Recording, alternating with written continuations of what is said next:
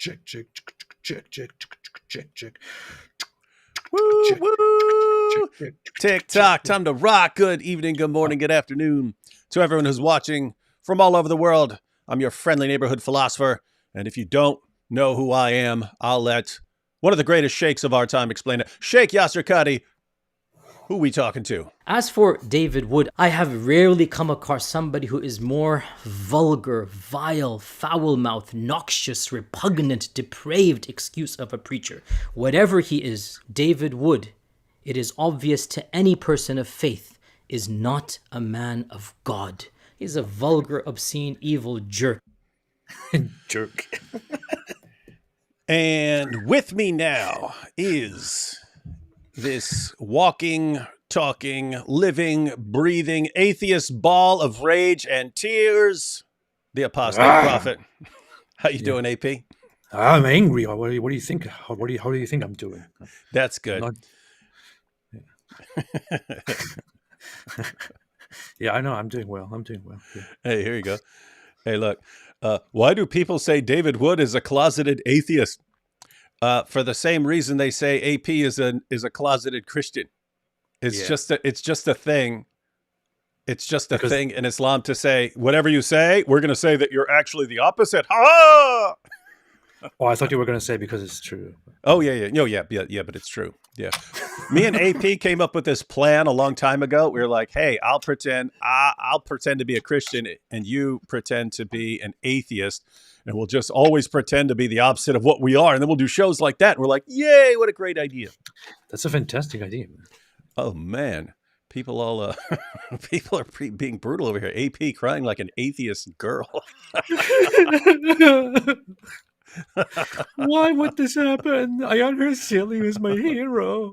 How could this happen? By the way, I've noticed we were just talking right before we started about how you blast everyone over time you're just like you got the people you know and you insult and don't like anyone else. Yeah, what's going on with that? I like that. I like doing that. I like insulting and I like trash talking everyone. So that's basically what I do. Yeah. So what did you think about? I'm guessing you've never been a terrible fan of Ayaan Hirsi Ali, apart from her leaving Islam. But what are your thoughts on Ayaan? No, I actually have. I had, and I still have, a lot of respect for her. She was one of the first, public, well-known ex-Muslim figures that I became aware of, and I thought that she always had a very passionate, very touching, very good story. And also, one thing that especially made me respect her is that short film that she created together with Theo Van Gogh. Together with phenomenal, who was killed for doing that, and she was threatened by the very same killer, and she kind of went into hiding, but still continued what she's doing. And I don't know, I just always admired how brave she was in the face of everything, and how outspoken she was, and how she didn't care at all about the backlash and all of that. So yeah. Oh, I just gave you an opportunity to retcon your opinions. I never liked her. I hate Ayaan Hirsi Ali. Never liked her. She was never a real atheist. I always knew she was a closet Christian. Always knew something was off about her. Nobody ever leaves atheism.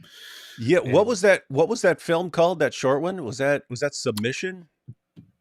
Yeah, I think, was it? No. It was called something like that. It was like one word, wasn't it? Yeah, I think so. I think it was Submission. You're right. It's something like that, but that should be a big clue to everyone. Look at who. Yeah, it was Submission. Look at who the jihadis actually run out and kill. What makes them actually freak out? You've got that, and you've got cartoons. Notice it's whenever you're combining your critique with some sort of artistic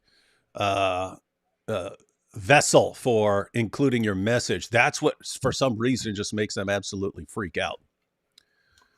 You say that, but nobody came for us yet, and it's kind of disappointing. I don't know. I thought at this point we would be dead.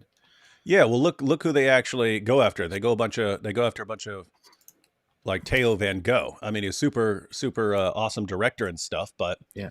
he's he didn't seem like he'd be able to fight very much. Yeah. So they don't. That's why they don't go mess with you. I think his final words. Yeah. I remember his final words were "Can we talk about this?" Say that we did it at the exact same time. I remember. Yeah. And so that really sums up everything. I mean, this guy's. I think he was shooting him, and then he like started sawing through his neck. But yeah, his last words were, "Can we talk about this?" Yeah. Wild stuff. Let's get a couple super chats out here at the beginning real quick, and then we will jump into. We're going to watch some video clips. The clips of the recent panel discussion where Ayaan was talking about Christianity and why it's absolutely superior to atheism and Islam. And we'll check out those clips, and then we'll go through her article, Why I Am Now a Christian, which she titled deliberately as a kind of a reverse of Bertrand Russell's classic essay, Why I Am Not a Christian. But let's see. Stream late. This proves atheism is superior to Christianity? No. It's the opposite. Oh, yeah. Proves Christianity superior to atheism. That's true. Sam's Cola says, atheism is a cult, Allah Akbar. Yeah. Please be patient. AP is still recovering from crying. It was. Yeah. I had to like calm him down for like the last 7 hours. I wasn't sure if I could make it, if I could go live, because I was so devastated, but I'm here. I'm standing strong. You do it. You could do it.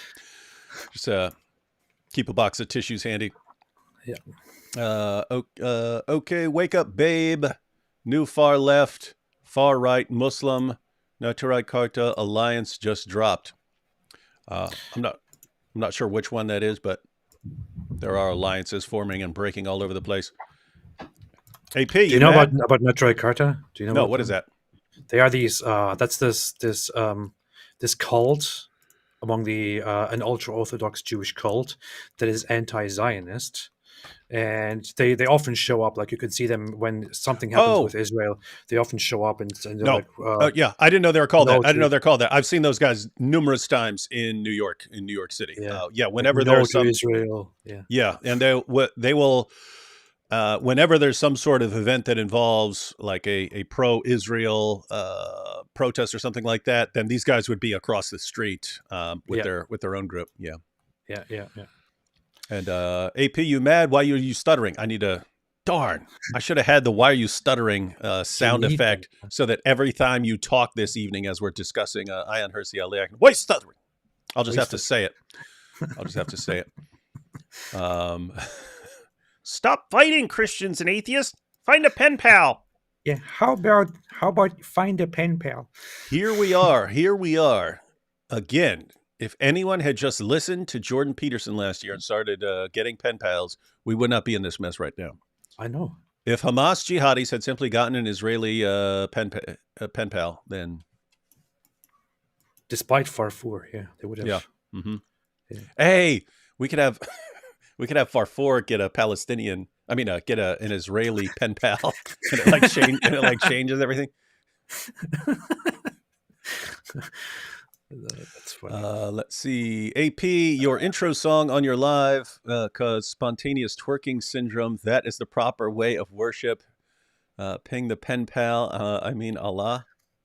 Yeah. Yes. Spontaneous twerking syndrome. Yes, that's true.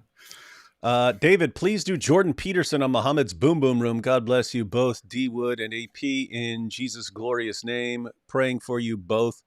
Yeah, AP does a better Jordan Peterson impression, but he doesn't look like Jordan Peterson. I look exactly like Jordan Peterson. I could gray my hair, but I'd have to lose like 40 pounds. So yeah, he'd definitely be awesome for the Boom Boom Room. I wonder if the jihadis and the Dawa guys pester him enough, maybe we'll get Jordan Peterson in there. Hi. Well, now you finally ticked me off, eh? So I'm going to go in the Boom Boom Room. How about that? That'd be nice. That'd be cool. David, please read in hijab voice. You see, AP, this is the truth of Christ. You must convert because of the truth. Live in your eternal life. Oh, die in your rage. That last part wasn't in there, but He was giving a speech where he was talking about how the Jews are now shivering and all that because of social media, because of how Muslims revolutionized everything and they stand up for each other. And the Jews, you see saw them that on- trembling. I saw that in Rabbi Shmuley, because people were pointing out that Rabbi Shmuley was scheduled to debate hijab. So I went over there and he had shared that. And it's like, what planet do you live on, man? Like, what planet does this guy live on? Oh, yeah, the Jews are all trembling. Wow. It's so funny. On one hand, they're like, what the IDF is doing and the whole world is watching. And on the other hand, it's like, the Jews are trembling. Trembling! Make up your mind, man. Wow. AP, you're next on the Muslim to atheist to Christian praying for you and your wife and bambinos. Inshallah. Dare you talk about him like that?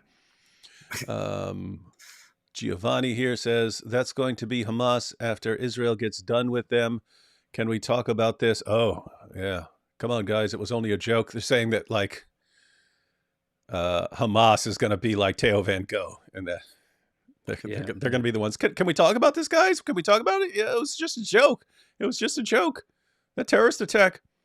But I mean, notice Israel's going after Hamas because of a massive terrorist attack. Theo Van Gogh was brutally murdered over a little video critiquing artistically Islam's treatment of women. Yeah. Moogly moo, scream for us, please. Alhamdulillah. What's it like in New York City?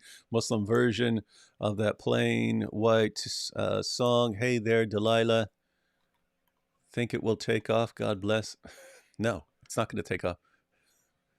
And from Weirdo Williams, keep it up, man. Oh, right. Thank you, everyone. And now we're going to jump into our first video clip. Have you seen any of this? Have you seen any of this panel discussion? I have not. I only read a few things that were quoted, and that's all I didn't see it. All right. So this will be new information. AP was crying and he didn't know anything about what she said, and now he's going to find out what she said. And Oh, mama. I'll be happy. Niagara Falls. Niagara Falls. Yeah. All right, here we go.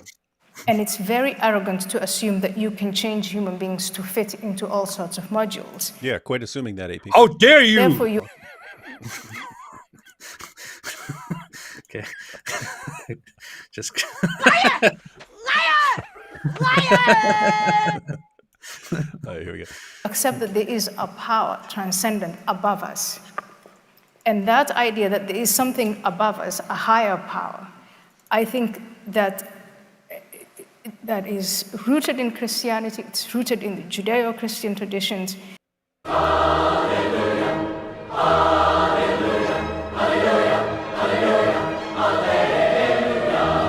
Did you catch that? she forgot to mention Islam. Oh, she's about to. She's about to. She forgot to mention how Islam also has a wonderful impact and contributes to society and all that. Yeah. And in many ways, it is superior to the nihilistic Nietzsche type atheistic theology that human beings can do, and they can create everything, and they can manipulate. And it's also superior, I would say, to the faith that I grew up in, with a God and a theology and a story that gives individuals a sort of one-dimensional purpose. Traitor! What? She's saying that Christianity is better than Islam. I don't know why you'd object to that. Let's let her finish. Traitor! Go and do this, make everyone a Muslim, and if they refuse, kill them, and then the day of judgment will come and life will be over. That's a simple story, but it's an abiding story. It's been around for 1400 years. The Judeo-Christian tradition, that it is not up to the human being to do that, but all we can do is civilize and continue to civilize and question and check power. Power that is checked, that is the power that guarantees most people real freedom. All right, AP. So there you have Ayaan Hirsi Ali, whom you admit is one of your greatest heroes for most of your life. And she says that the Christian view of the transcendent is superior to atheism. Now, to be fair, she did say a Nietzsche-type atheism, but you're Nietzsche's biggest fanboy in history. And she said it's superior to Islam. Your reaction, but try not to cry. Try to. Okay, one thing about the whole Nietzsche thing is I felt like she was mischaracterizing Nietzsche's ideas there a little bit, because it's often understood by many people that Nietzsche represents this whole thing, like this nothing matters kind of worldview and this nihilistic worldview, but in reality Nietzsche was very much opposed to nihilism, and he was warning of nihilism. He was basically saying that he was actually even accusing Christianity of being nihilistic in a way, and religions in general of being nihilistic. And he was, but he was saying that what is even more dangerous is the nihilism that you will fall into once you have removed God from society, and you have abandoned the morals that these religions gave, that Christianity, for example, gave. You will be left with nothing.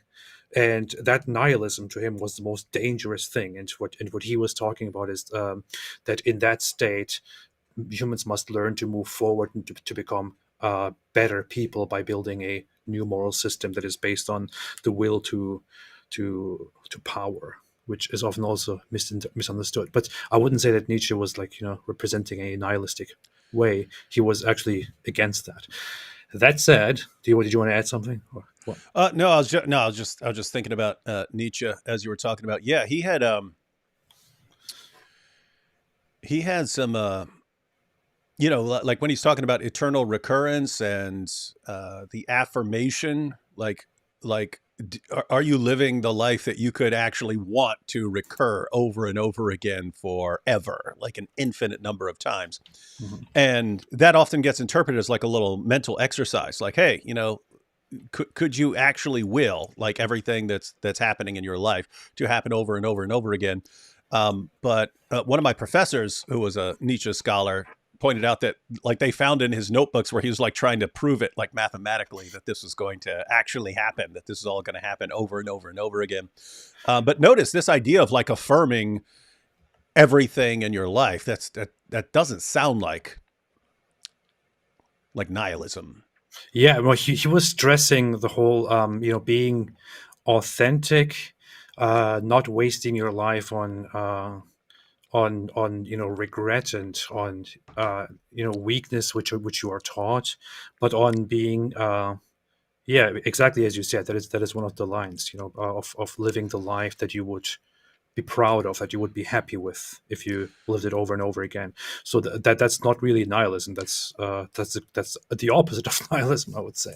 I think she could just take Nietzsche out of what she just said and then just describe it in terms of values, because what she said was, the idea that we can just make this for ourselves. So that's kind of that is in Nietzsche, that if you've removed Christianity, then you don't have the Christian morality anymore, and therefore you need something else. You need to replace it with something else.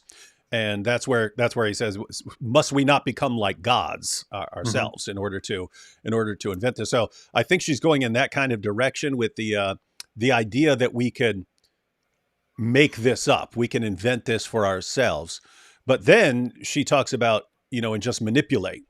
So I think what she's on about there is a more pessimistic view of the project of morality and atheism that would go something like, yeah, there's no real foundation for any of this. So we have to figure it out, but then we have to sell it to the masses. And so for them, we have to manipulate them. We have to manipulate people into going along with these things. If you don't actually have some sort of shared value system, then it's just going to have to be some sort of mass manipulation. And that is sort of a popular view. Like, well, okay, if you're taking away if you're taking away Christianity and you're replacing it with something, what are you replacing it with? It looks like, right, it just, what it looks like in the world is it's just going to be various kinds of manipulation from whether it's journalists or politicians or educators or entertainers, that what's actually on the table for replacing it is just mass manipulation through media and social media and so on. Yeah, I mean, I see that. I understand that to lots of people, that seems to be one of the big problems with a non-religious or post-religious world, where you were given a foundation for morality and for your meaning of life. Now it's taken away, and now suddenly you live in a void, and you could go in any direction, in every direction. And I guess one of the points that she makes also further on in this whole speech is that whatever comes into whatever replaces this morality, this foundation, will not be good enough to replace what we had, will not be good enough in the face of the approaching wave of Islam. So yeah, there is quite a bit in what she's saying of, okay, so, and it's kind of a response to like Western intellectuals who think, hey, you just knock out Christianity. And I mean, look at it. I mean, if you were Christopher Hitchens or Sam Harris or Richard Dawkins, like, what, we're fine. We don't believe in God and we're fine. What's the problem here? And it looks like what she's pointing out is, no, actually, you guys may be fine, but when you've got communism that's about to come at you swinging, and you've got Islam, which is about to come at you swinging, and you've got this sort of woke thing that's coming out of the West, and that's swinging at you from within, what you guys have is not going to be able to stand up against that, and therefore you're going to need something more. What do you have? So I think that's a lot of the direction she's heading in. Even Richard Dawkins said something recently, didn't he? He said something about maybe it wasn't a good idea to. Well, this was he actually saw this, and I think he was just thinking in terms of Islam in Europe, because this was back in like 2010 in an interview, and he said he was asked about the decline of Christianity, and he said, I have mixed feelings about the decline of Christianity because I think it may have been a bulwark against something worse. Yeah, sounds like he was talking about Islam, and it just sounds like he was just thinking, just like observing, like, wait a minute. For 14 centuries, Christians stopped those guys from taking over Europe. Now the moment we go secular, we can't invite them in fast enough. What's going on here? So something along those lines. Let me get a couple of super chats here because some of these are along these lines. Giovanni says, I know how to convert AP David, just saying amazing grace to him, instant conversion. Well, I could do that, or I could just send him a letter as a pen pal. Yeah. Get a Christian pen pal, atheists. So here's Zach saying, does she proclaim Christ as king, or does she just give Christian values a thumbs up? Yeah, because I've been seeing a lot over the past few years, atheists who were really hostile like 12 years ago, not nearly as hostile anymore. They don't believe in it. They don't believe in it at all, but they're just saying, okay, it's kind of good if a bunch of the rest of you do. And what's interesting is that used to be the standard view of atheists. Like atheists in the 80s and 90s, you had, because I was there, but you had like American atheists, and they were like the angry ones. But most atheists didn't seem to like them. Most atheists were like, hey, look, I don't believe in this stuff, but I'm fine if everyone else believes that God tells them to love their neighbor and so on. So, and then like after 9/11, then it changed, and you had the rise of the new atheism and so on. So keep in mind, like the idea of the friendly atheist is not new. Atheism just became much more hostile and aggressive for about 2 decades, but that was pretty common before that. Pretty short-lived, yeah. But did she do like a statement of faith? Did she say, I believe? Yeah, that's what we're about to get to. It's more, she's saying something more than just, hey, Christian values are good or better or something. She's saying something more than that. She is saying something about the transcendent and so on. But yeah, she doesn't sound like she's affirming, yes, I believe in God, and yes, I believe that Jesus Christ rose from the dead and so on. She's not dealing with any of that. Does she say Christianity is based or not? So if she She says says Christianity it's is totally based, then based. If she said, yeah, we're going to look through this. If she says it's based, we know she's good, because that's what the book of Romans says. Confess with your mouth Christianity is based, and yeah, you'll be yeah. saved. So we are going to be looking into this, Zach, as we go through some of these video clips.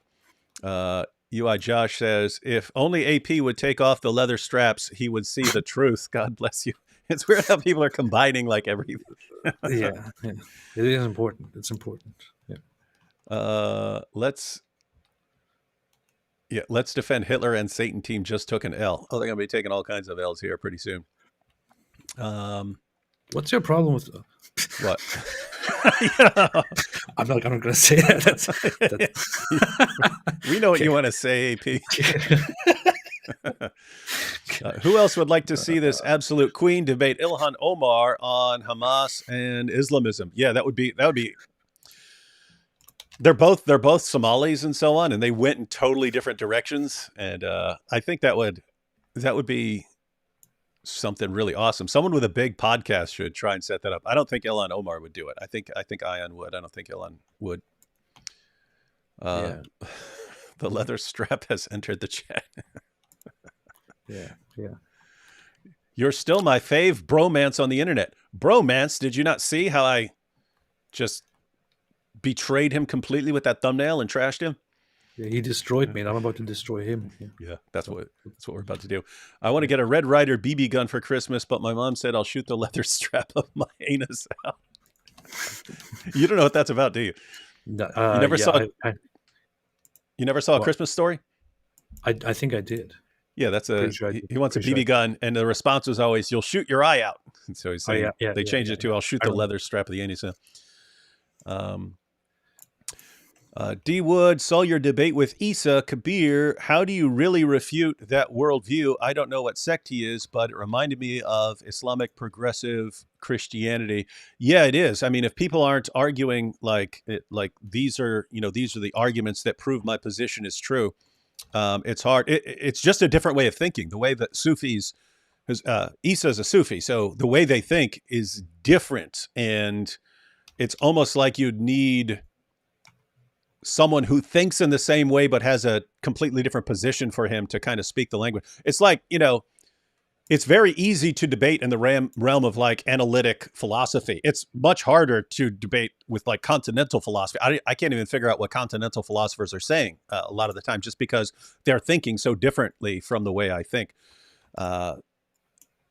So yeah, I mean, really, with Isa, with Isa's position, it's not like here's my proposition and here's my argument and so on. Nothing like what you'd encounter from the Dawa guy. So yeah, I'd have to hear a lot more about it and to have some more discussion. He largely agrees with us. That's very funny.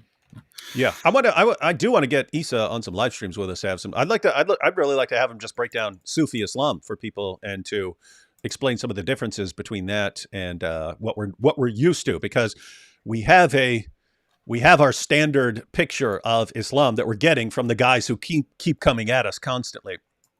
But it is interesting to see some of the alternatives to it. It's so funny because I was debating with him, and he said something like, if Islam was all violent, if this was a violent religion, Muhammad could have simply just brought down the wrath of Allah from heaven and all of that. And I said, well, I know why that didn't happen. It's because he was not a true prophet. And then he started cracking up.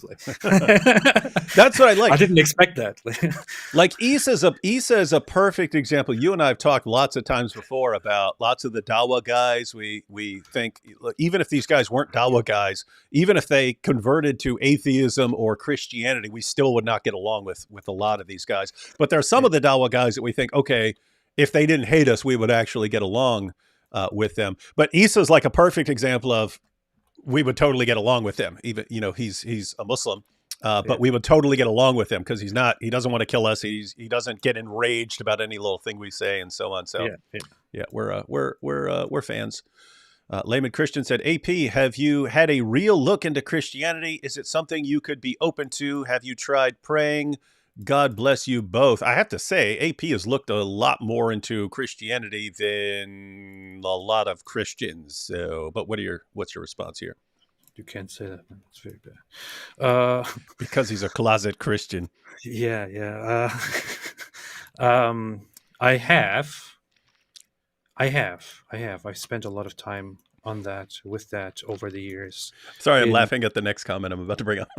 Yeah, in different phases. Especially, there was a time when I was several years ago. Some people remember when I was plagued with anxiety and problems like that. There, I thought I really need something in my life. This is unbearable. At that time, I was really, looking into that very, very closely. So yeah, there were. I don't want to say anything about my conclusions right now. I did. Yeah. And we're about to see that because we're going to go through Ayaan's article, but towards the end of her article, this is why I said she goes beyond just saying, "Hey, I give a thumbs up to Christian values and how they can help the West," or something like that.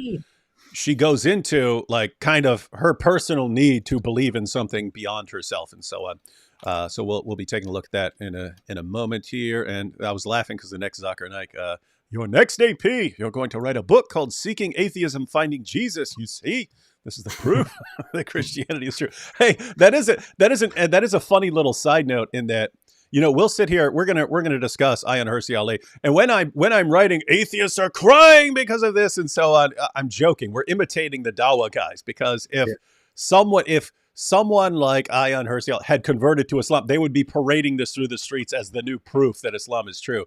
And we've pointed out over and over again. Guess what? People convert to all kinds of things all the time. Tons of Hollywood movie stars become Buddhists and so on. The moment any one of them says Islam, then it's, you see, this is the proof. It's just weird. If Ayaan Hirsi Ali really had she suddenly converted to Islam and announced that, they would be all over it. They would be inviting her. They would make video after video saying, "Famous Islamophobe realizes Islam is the truth.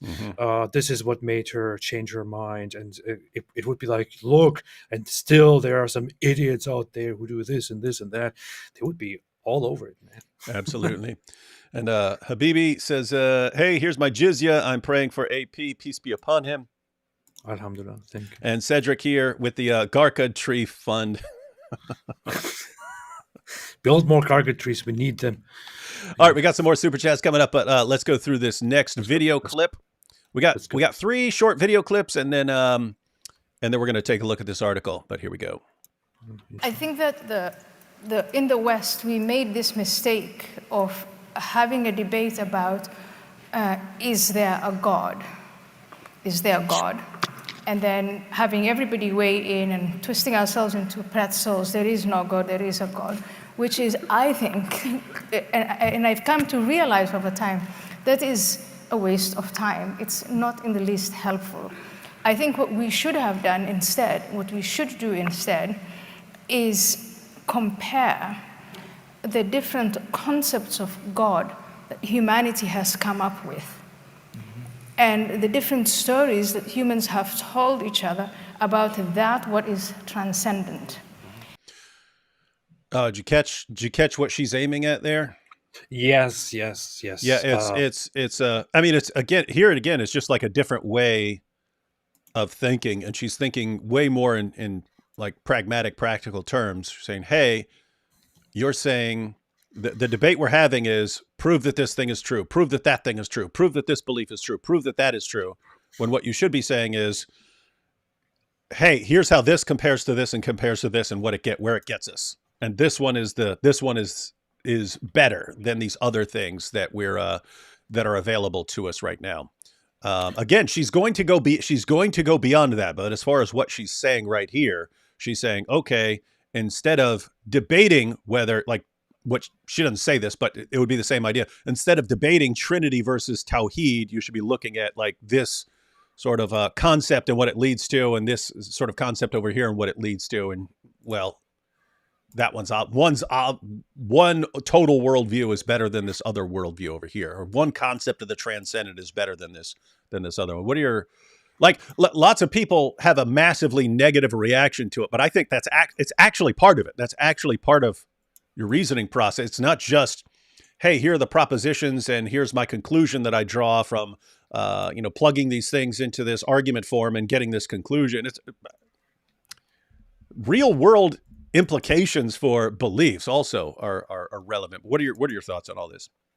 Well, as soon as she said that the whole debate around is there a God or is there no God is very much a waste of time.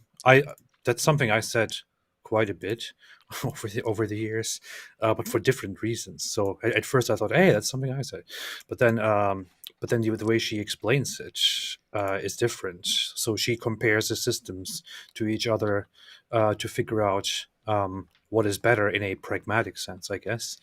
And whereas I don't know if I have ever viewed it that way, if I would still view it that way. Not entirely sure, but I get where she's getting at, and this is kind of consistent with how I saw Ayaan Hirsi Ali for all these years, and with how many others saw her as well. She was never part of that whole a representative of that whole atheist crowd. She was never, Yeah, you know, talking about her she was rolling with them, but she did seem different the entire time. Yeah, and she was also politically different. She wasn't very much close to the rather left-leaning mindset. She didn't participate very much in the atheist conversations and all of that. So it's not surprising that she says these things. It is very interesting though. Yeah, I have to say, I haven't. I've watched lots of Jordan Peterson videos over the years, but normally the short ones, not like a lot of his long lectures. But I'm getting the vibe, like lots of what she's saying in some of these clips in her article. It's reminding me of the kind of things I've heard from Jordan Peterson over the years, and it sounds like she's kind of combining like the Tom Holland stuff in Dominion, where he's talking about the impact of Christianity on the world. And then combining that with like a more like psychological interpretation of the scriptures and, you know, what like a deeper psychological meaning to things. And so like matter of fact, Jordan Peterson did this when he was having a discussion with Bill Maher. Bill Maher's like, Jonah and the whale, that's so dumb. And Jordan Peterson like breaks down like an underlying meaning to the whole thing. And Bill Maher's like, whoa, I never thought of any of that. And so it's kind of like like she's in the same direction here. And like, hey, instead of like dismissing something because you think it's silly or it's a dumb belief, why don't you like dig a little deeper and understand the relevance of this before you toss it out, something like that. How about you think about that a little bit further? Yeah. And she's like, and so I've realized we need to get a pen pal. Nice. Let's go. And what I find appealing, for instance, about the Judeo-Christian story is that that transcendent power ends up being a story about freedom, about tempering power, about establishing institutions and establishing teachings that give unto Caesar what is Caesar's, that, don't matter, basic, maybe universal human decency then becomes that's your religious, that's how you worship your transcendence. That story is superior to a number of other stories that I know. And I think that's the story we should be having. And if you have that story... And so, Why is she stuttering? Yeah, and again, I don't know, this just reminds me of like Jordan... I don't know, it reminds me of Jordan Peterson, like this concept of the transcendent, and here's the role it's playing, and so on. A few more seconds of this. And if you have that legacy, you've inherited that, then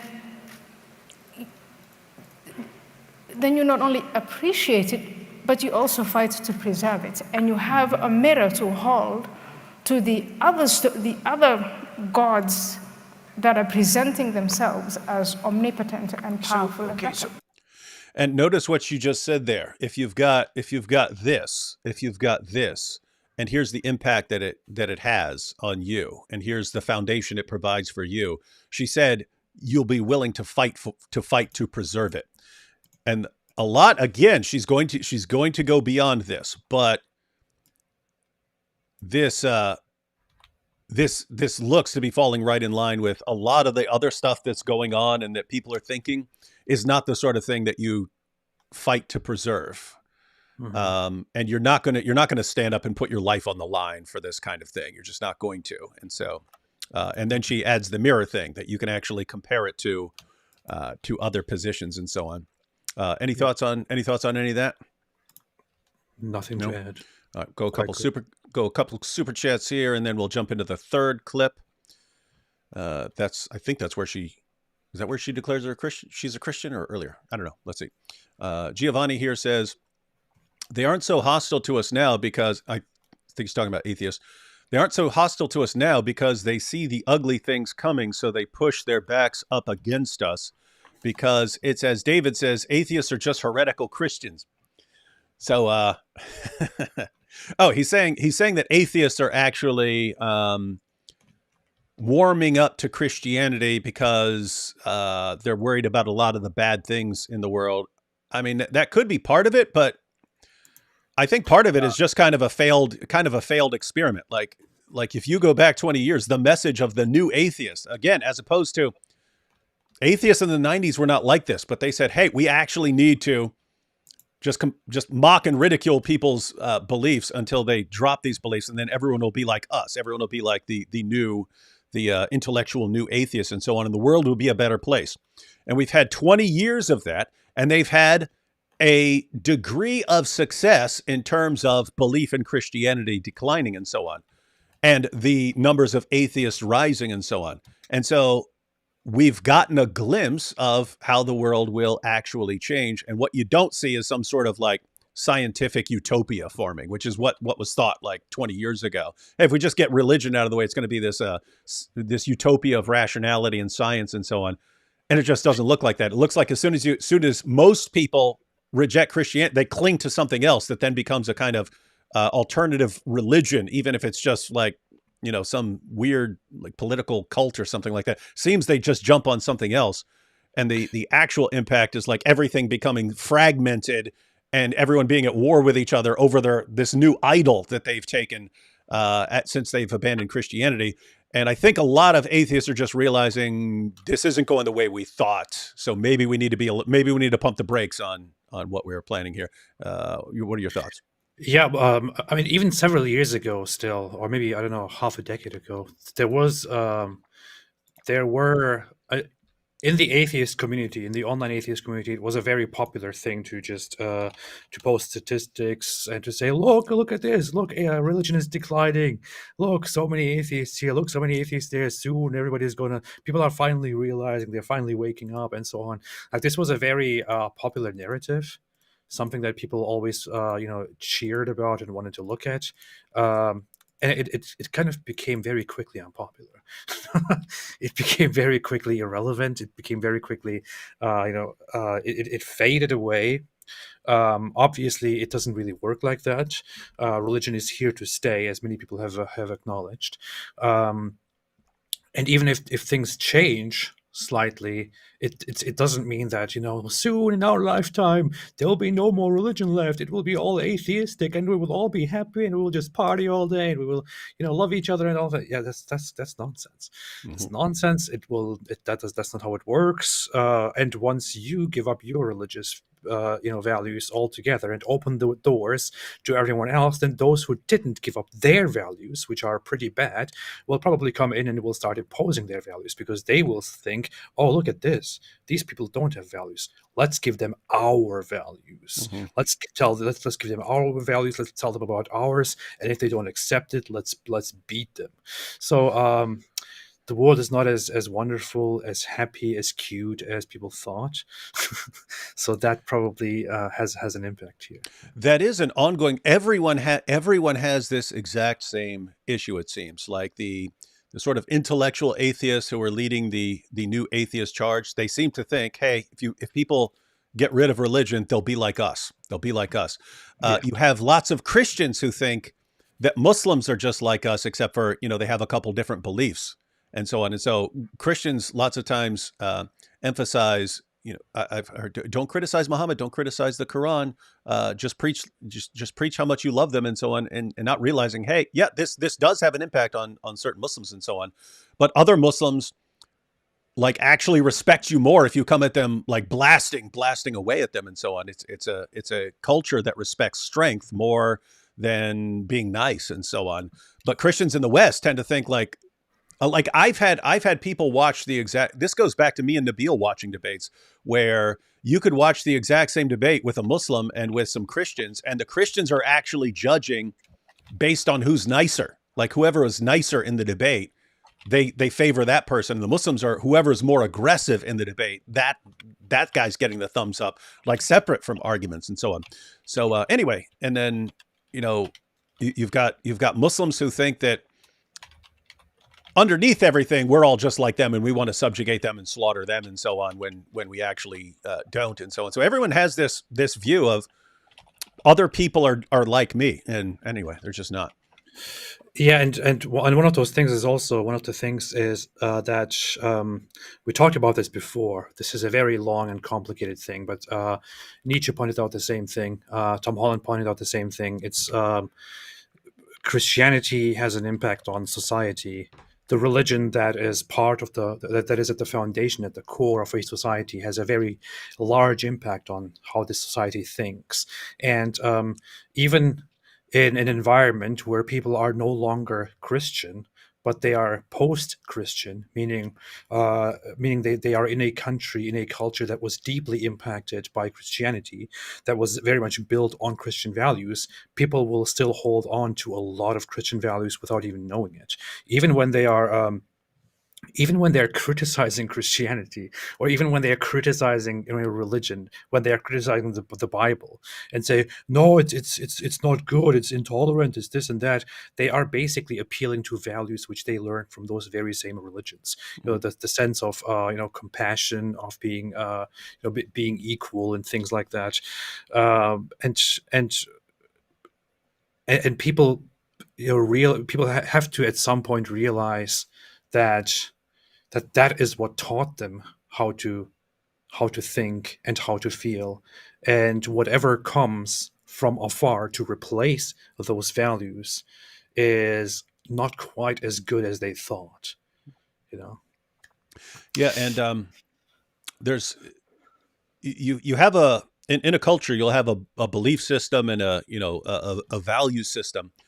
When people start applying skepticism and saying, hey, this isn't true, they're normally targeting certain beliefs and so on. Like, let's say, in this case, a belief in God, a belief in Christianity, a belief in the Bible, and so on. They don't attack the moral values in the same way. In other words, they'll hey, why do you believe in Jesus? This is just a myth. You can't trust this source and so on. They don't come in guns blazing at compassion and things like that. They don't attack those same things. The concern is once you've sort of swept away the foundation for these things, it is easy for someone else to come along later and then all of a sudden just go blitzkrieg. I'm appealing to the Germans in a certain reason. Go blitzkrieg on those values that now have no foundation. And then, hey, why you believe in this? Oh, only stupid people believe in this. Real people believe that you crush your enemies. And it's just easy to do that. And then, why do we believe this sort of thing? Here you go, Benjamin here. Just along the lines of what we saw earlier. Hey, AP, have you ever thought about giving Jesus a chance? He really can change your life, bro. You could quit being an atheist loser. Yeah, I don't think he needs me to give him a chance. But if I want to take that differently, not literally, yes, yes, I have. I basically commented on that earlier. Yeah. And, Kendrick here says, what does the leather strap of the anus quote mean? We've explained it repeatedly before. Give it a quick rundown. The leather strap referred to a leather strap on a bottle that holds a bottle closed. And so Muhammad wants to say, the message he wants to get across is, hey, while you're asleep, you don't have the control you're awake over what comes out of your rear end. You don't have conscious control anymore. So you don't know what's going to slip out at night. And so he comes up with this saying, which is supposed to be powerful and eloquent. But the eyes are the leather strap of the anus, meaning once your eyes are closed, you kind of lose control over the leather strap of like a bottle. And if you lose control of the leather strap of a bottle, you don't know what's going to, you could spring a leak. So he's saying when you're asleep, you can spring a leak. And therefore, but notice it's a weird situation where he's making an okay point, but in the worst possible way. hey, wash your rear end when you wake up because you don't know what slipped out. Okay, it would have been great if you just said that, but and then people keep rolling with it. Beauty is in the leather strap of the anus of the beholder.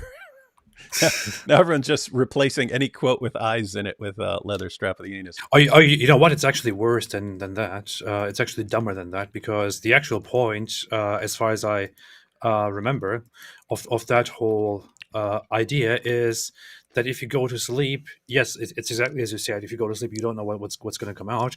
Therefore, since Allah doesn't accept your prayers, your 5 daily prayers, your salah, in such a state after you have farted, it might be that you did fart during your sleep, so you should, when you wake up, do the ablution, because you went to sleep and you might have unknowingly you don't released wind, and Allah doesn't like that, so go wash yourself. So yep. So anyway, Muhammad could have said any of that very just easily and clearly. Instead, he wanted to demonstrate his eloquence and thus made himself the laughing stock of the internet forever, because apparently no one's ever going to forget this. The laughing stock of the anus. All right, back to Ayaan. Ayaan, maybe Wait, were you about to say something else really messed up? No. Okay, good. Okay, so here Jordan's asking her. Close with question. you, if you don't mind. And so you, relatively early in your life, you moved away from a totalizing religious view of the world. And I don't exactly know into what you then moved, whether that was a secular humanism, but what I'm hearing from you now, and I believe this is also the case with your husband, is that you have come to a new understanding of the existence of the transcendent per se, and also of your relationship with it. Now, first of all, do I have that right? And this is so weird. It says, I don't know what you moved in. Like, you don't know about Ayaan Hirsi Ali? Like, I know you moved away from one thing, you moved into something else, but I'm not sure what that. You didn't know that. Like, he even had a long interview with her. Yeah, I don't know what's going on. Second of all, like, is that the movement that you have made, and if so, why? So, and I made a video about this, but the actual progression seems to be, she had a view of what she's going to call the transcendent, and that's the Islamic view. And then she rejected that to where there is no transcendent. And now she's believing in she does need the transcendent, and she's going with the Christian concept, because it's kind of, it looks like better for the world. And we're going to see this in the article. She's like, it's basically got everything she needs in there. But yeah, let's see. So I rebelled against a transcendent, a concept of God, of a God that now manifests itself in, the Iranian regime, Hamas, ISIS. That was the God I grew up with. That was the story that I grew up with. I rebelled. And by the way, that's what she just said is part of the reason that when we've seen these statistics where they estimate like between 5 and 10% of people who are still counted as Muslims in Muslim countries are actually closet atheists. I remember an article about Iraq, and this is even before ISIS. So this is pre-ISIS.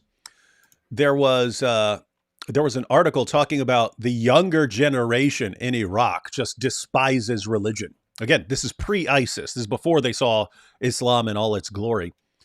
But they were saying that, they were saying the younger generation just despises religion based on looking around at what it produces. And they're like, we don't want anything. We don't want anything to do with this mess.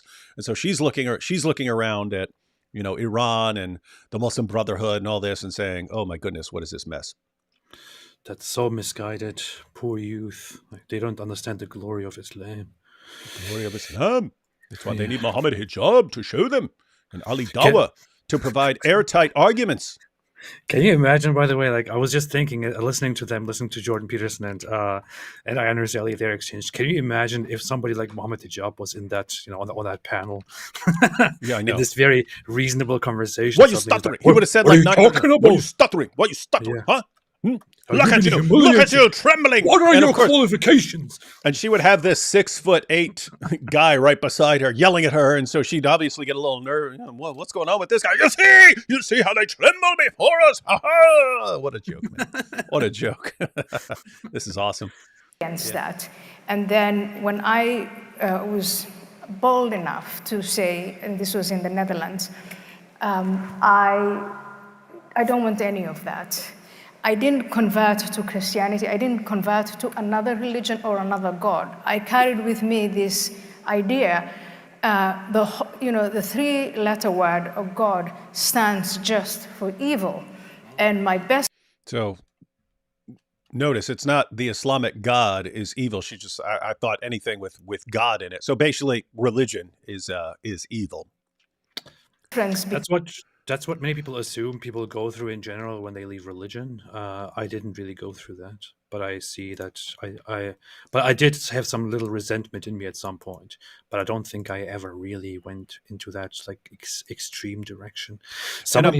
I'm just saying I'm wondering if that has something to do with kind of your background, like if you had come from like more of a like Muslim Brotherhood type background. Yeah, maybe if you'd be more yeah. And she also, somebody pointed it out in the chat, but she underwent female genital mutilation, and she also talked about that. That's almost everyone in Somalia. And she I don't know, very mistreated and stuff like that. It's I don't know. Yeah.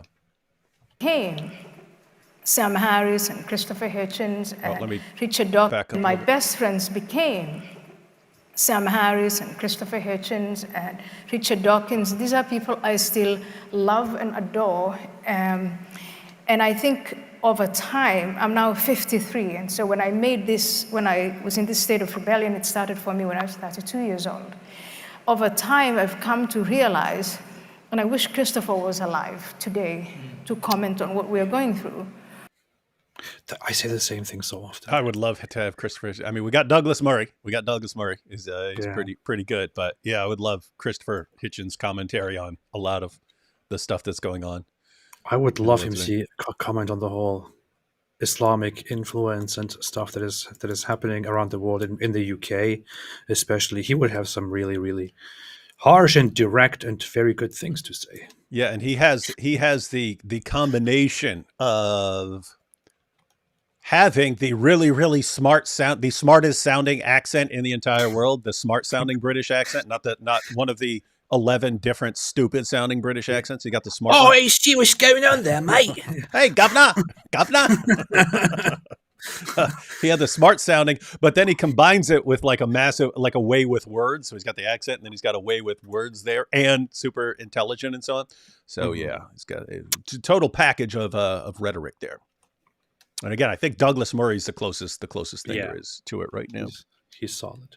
We were actually having a conversation about, in my view, the wrong conversation. Does God exist? It was the world built in 6 days. Do we believe in fairy tales? And that was the wrong conversation to have. The right conversation to have, as I said earlier, was to compare what we as human beings, the transcendent that we have imagined and developed over centuries. And so now I can say I am proudly of a Judeo-Christian religion. Hallelujah, hallelujah, hallelujah, hallelujah, hallelujah. Grab your tissues, AP. Grab your tissues. Notice she doesn't say she's a devout atheist crybaby. Let's see what she said again. Imagined and developed over centuries. And so now I can say I am proudly of a Judeo-Christian religion. This is why I said she's reminding me of Jordan Peterson, even though I don't know enough about Jordan. I haven't gone through all of his like Bible lectures and so on. But when she's saying we're comparing the concept of the transcendent that we've come up with over centuries, that seems to be, again, a lot of you other people who've been following Jordan Peterson and gone through all his lectures and so on will probably know a lot more about this than I do. But the little bit that I've picked up, that seems to be his view of like scripture. And so like like the Bible is an account of human beings sort of formulating this concept of the transcendent over centuries and so on, and so it's like a record, and so it's not true in the way your average Christian would say. It's true in a different sense. It's so it's something like that. But yeah, I don't know. She's just reminding me of stuff I picked up from Jordan Peterson over the century, and it might just be kind of like she might be kind of switching sides from the like hostile towards religion, and these are her friends, even though she was never nearly as hostile as them, to Jordan Peterson, who is not interpreting this the way an average Christian would, but he's much more friendly to the concepts involved and so on. I'm glad that she is more direct in her reasoning compared to Jordan Peterson, who just said, "What do you mean by God? What do you mean by do? What do you mean by you? What do you mean by believe?" Mm-hmm. So it's kind of refreshing to see the directness and the honesty here. Yeah, it's interesting. Without having to waste your time about, do I really think that the world was built in 6 days? Do I really believe every word in the Bible? No. But I do believe that that's Judeo-Christian tradition, and what it has brought forth is, those are the values that I aspire to, the values by which I live. I was called a Christian by Roger Scruton in 2008, and I said, "Roger, no, I'm not a Christian."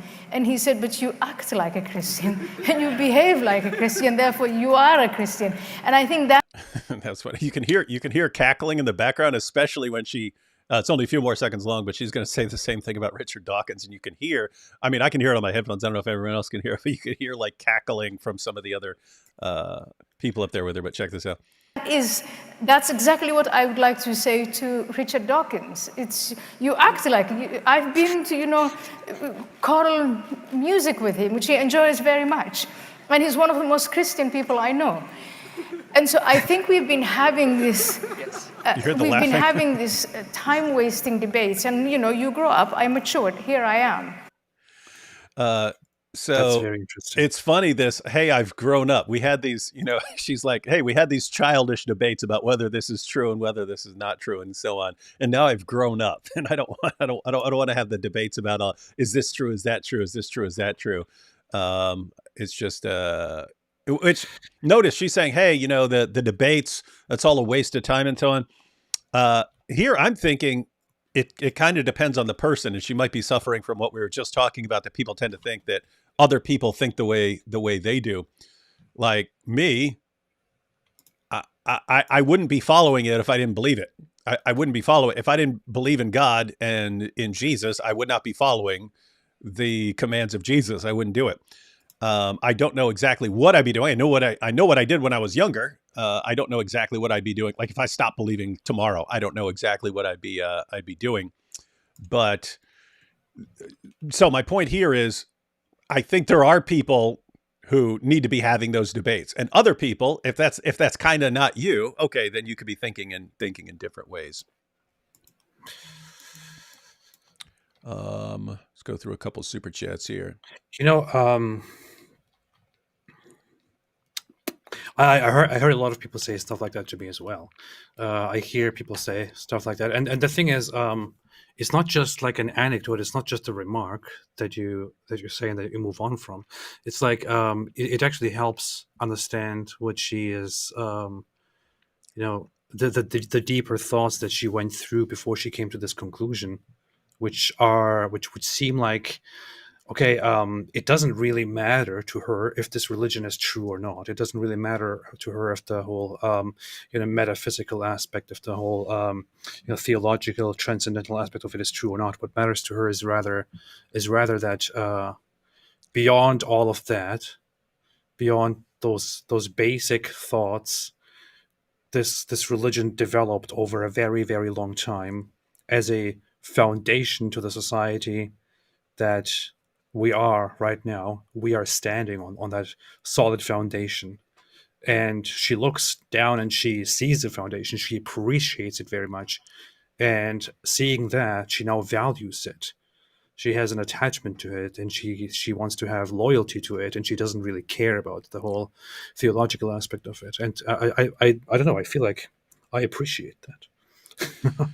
Yeah, and there are lots of Christians who are just like enraged by that. I'm thinking in terms of, I mean, do you really not? I mean, this, we have to be enraged all the time and be destroying the foundations of society and so on. And then, no, actually, I understand the significance here. So much so that now I consider myself a Christian. Like, I understand you want to, okay, here's what the Bible says about, actually becoming a Christian and so on. But she says it, she says in her article, say, I'm new to this, I'm going to church and things like that. And it's like, yeah, I don't know. You guys really not understand the concept of making progress in your thinking as far as the things she's talking. Now, notice everything we just heard there sounds like something like you could be a total atheist and agree with everything she just said, right? You said, I don't believe in any of this, but like I've had lots of atheists say, I'm an atheist, but I'm a cultural Christian. Meaning I still adhere to a basic, Christian value framework and so on. But again, in her article, and I'm saying this because I'm still trying to figure out exactly what her position is. In her article, which we're about to look at, it comes across, especially, towards the end, it comes across as something more in terms of her and Jordan Peterson. They seem to be saying there is some sort of transcendent, and the Judeo-Christian tradition and the Bible are sort of human beings trying to figure out and wrestle with these things. And so it's like, yeah, all these propositions are not necessarily true or something like this. It sounds like they're saying there is something beyond us. There's something above us. And we're kind of wrestling. And the Christian record is kind of one record of how this group has interacted with that transcendent and so on. And then other groups went in a totally different direction, and you see what it leads to, and it's all screwed up. So something along those lines. And it seems like they're saying, and the atheist position is to reject the transcendent, and it's actually a problem because now you're denying that, and you need it. Something along those lines. But yeah, we'll check out this article. Brianna says, hi, AP, have you ever read the entire Bible? Would you ever make a video with your questions and objections to Christianity? Still praying for you. I know you've read a ton of the Bible. Yeah, I think I've never actually read all of it through. I read lots of it. Maybe I read the majority of it, but I never did the very same thing that I did with the Quran, which is like from cover to cover reading it all through. You never read Obadiah? I still need to do that. I did. Brianna here, but she also said, would you ever make a video with your questions and objections to Christianity? I'm saying, hey. Yeah, I thought about that a long time ago of doing that, but I kind of feel like I want to do that once I always thought I want to do that once I am more clear on what my thoughts are. And I never found myself quite there yet. And it sounds like you don't want to, just knowing you personally, it's like you wouldn't want to come across as like being a jerk and, insulting people who, aren't threatening to murder you or something like that. But it looks like people are actually legitimately interested. Like, what are your objections to Christianity? We'd like to take a look at those. No, I'm trying to find the best way to insult people. That's why I'm kind of. Hey, you should make a video, but you share your objections to Christianity, but you act like a Dawa guy the entire time. My problem with Christianity is you're all little weaklings. Yeah. Dark Brandon here says, I got into an argument with an atheist friend about Islam the other day, and no joke, at one point he said, why don't ex-Muslims, this is for you, why don't ex-Muslims call themselves ex-religious instead of ex-Muslim? Real facepalm moment. So I think this is you hear this a lot from Muslims. Why you always have to identify yourself as ex-Muslim? Why do you think it's funny because you see the same thing with two groups in the Christian world, where people who leave two specific sects in the Christian world, they often refer to themselves as ex this, and those are Mormons and Jehovah's Witnesses. Mm-hmm. You will often see XJW and ex Mormon, and what do those have in common with Islam? They both have this quite outlandish, cultish way of thinking. This whole our group versus all the others, or if you change, then you have betrayed us. Things like that. They all have this kind of social pressure and social oppression, but Islam has that to a much greater, much more extreme degree. It's that can tell you something. The problem here is when you leave Christianity. Now, I know people who were Christians and who are no longer Christians, and nothing is different. Like their relationship with their family is in no way different. It's all the same. It doesn't matter. Like nothing happened ever. They acknowledge each other, and that's all. Like nobody ever even talks about it. But as Muslims, if you leave Islam, it is the end of the world. People don't talk to you anymore. People look with disgust at you. People threaten you. People actually come after you. It's like you have not only betrayed yourself and your family and all your friends, but the entire Muslim ummah. So of course this is going to be significant, and of course people are going to take that not in a great way and will fight against that. And one of the manifestations of that fight is to say, I am an ex-Muslim. Mm-hmm. Yeah, and it is, I mean, more than any other group in the world, it makes sense to say ex-Muslim, because one of the, and I've pointed this out before, if you go back to 2005, 2006, it was very common to hear no one ever leaves Islam. That was a claim. And for those of us who were actually studying it back then, it's like, wait a minute, you had the apostate wars in early Islam after Muhammad died. You had wars from all the apostates. You have apostates during the time of Muhammad who would realize Muhammad's a false prophet and they leave Islam. And so it was just so weird to hear that claim back then, if you knew anything about the history of Islam.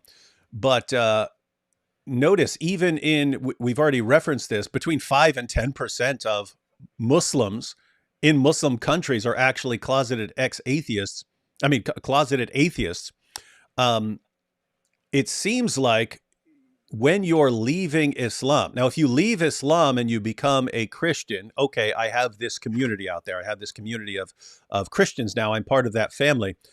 If you leave Islam and you become an atheist or something else, I mean, the point is you're part of a community, and there needs to be a community there, right? Because you're leaving one community, you need this other community. And I think that's part of people saying, hey, I'm ex-Muslim and so on, is so that other people who are thinking about leaving Islam understand, hey, I'm not going to be alone here. I'm not going to be alone when I leave this. There's this ex-Muslim community out there. And that's why you have, groups that are, all these ex-Muslim groups. And I just have to say, I mean, how many times do we hear from converts to Islam? Oh, he's a former Christian and he's a former this and he's a former that. We hear that all the time. So bunch of hypocrites. I get so many messages. I'm still getting them. I used to get them more in the past. This is interesting to me. I'm just noticing. I used to get them more in the past, but I still get those messages from ex-Muslims who say, "Thank you so much. I thought I was the only one. I thought nobody else was leaving Islam. I thought I'm crazy. I thought I'm stupid. I was scared, and I found others, and this encouraged me. And this is a very common pattern, and this helps." Us to call us ex-Muslims to, basically, I don't know, show some light to those who feel that way, because I felt that way too. I thought I was the only one. And part of that is why the Dawah guys and lots of Muslims will criticize you announcing that you're an ex-Muslim. They want a person to think, oh, if I leave Islam, I'm giving up my family, I'm giving up my community, I'm just going to be in no man's land forever. Yeah. I don't want to do this. That's going to feel really, really bad. So I'll just pretend to be a Muslim. They don't want there to be this worldwide, global ex-Muslim community out there that's going to embrace you as soon as you leave Islam. They don't want that. So they want everyone to keep their mouths shut about that. And how about no? Yeah. How about no? Wait, do I have that? How about no? I don't buy your Ella. Yeah, there you go. Hey, here you go. Miguel says, before you decide, AP, check out Haitian voodoo. It's a good option.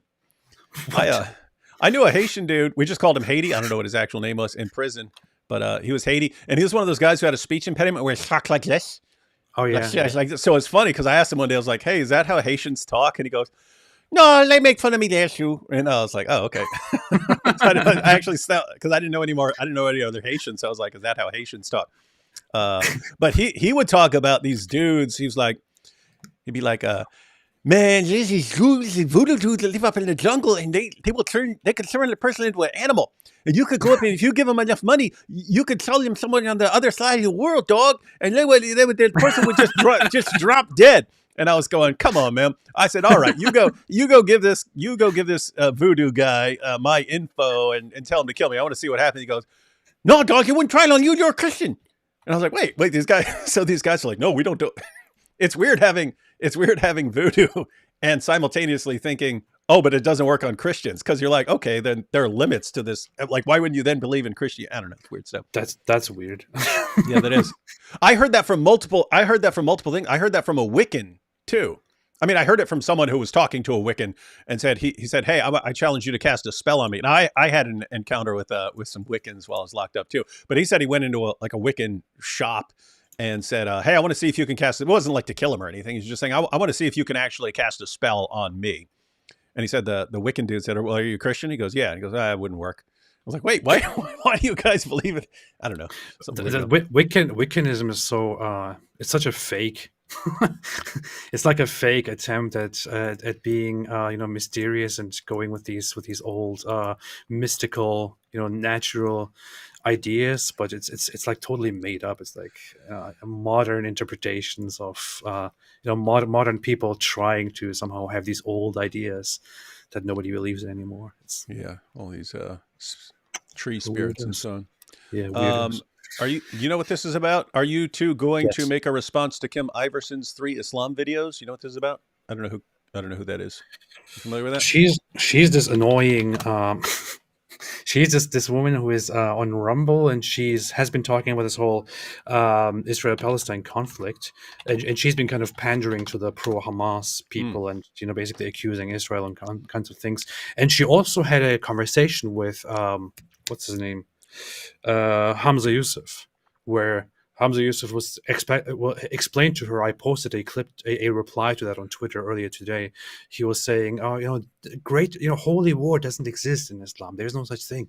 Jihad just. Why don't we go live with that one of these days? Because that's it's good to respond to Hamza Yusuf. I don't know what in the world he's thinking. Like, I don't know if that's one of the situations where, I don't know, does he just reject a ton of the sources we'd be familiar with, or does he know that he's lying, or is this sort of, okay,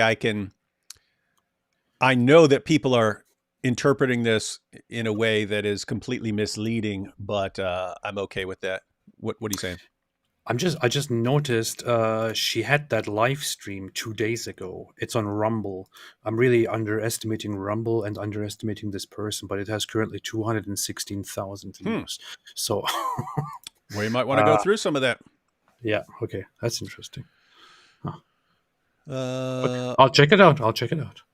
About Ayaan Hirsi Ali here. I wasn't expecting her to convert. I can't believe my leather strap of the anus. I tell you, everyone's just taking anything with eyes in it and replacing it. Yeah. Alhamdulillah. Shalom, guys. Tuning in to learn about today's topic and support you bros with my Zionist schmeckles stolen from Farfour and his grandpa. This guy stole Farfour and his grandpa's shekels and gave them to us. That's messed up. Oh, hey, Issa's here. Issa said, oh, thank you, brothers. I guess that's from earlier. This is what is just what is a red flag immediately. Like, I'm going through her channel right now, going through the last 1 year of videos. There is no single time that she ever talked about Islam or anything, or Israel or Palestine or anything related. But the last month is all about Islam and about Israel Palestine. So guys, you have to.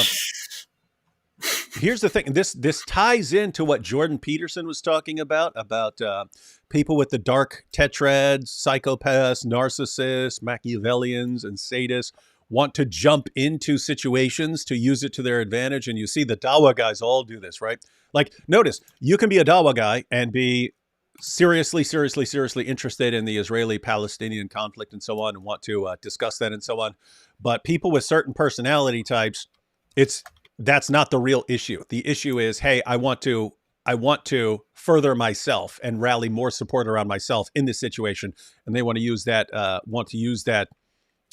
in any situation. They want to turn any situation into something that brings them more attention and gets them more fans. But notice the same exact thing can happen for people, just general social media influencers, right? It can just be, hey, here's something that's happening. Oh, if I say this thing, that gets me a lot more fans right now.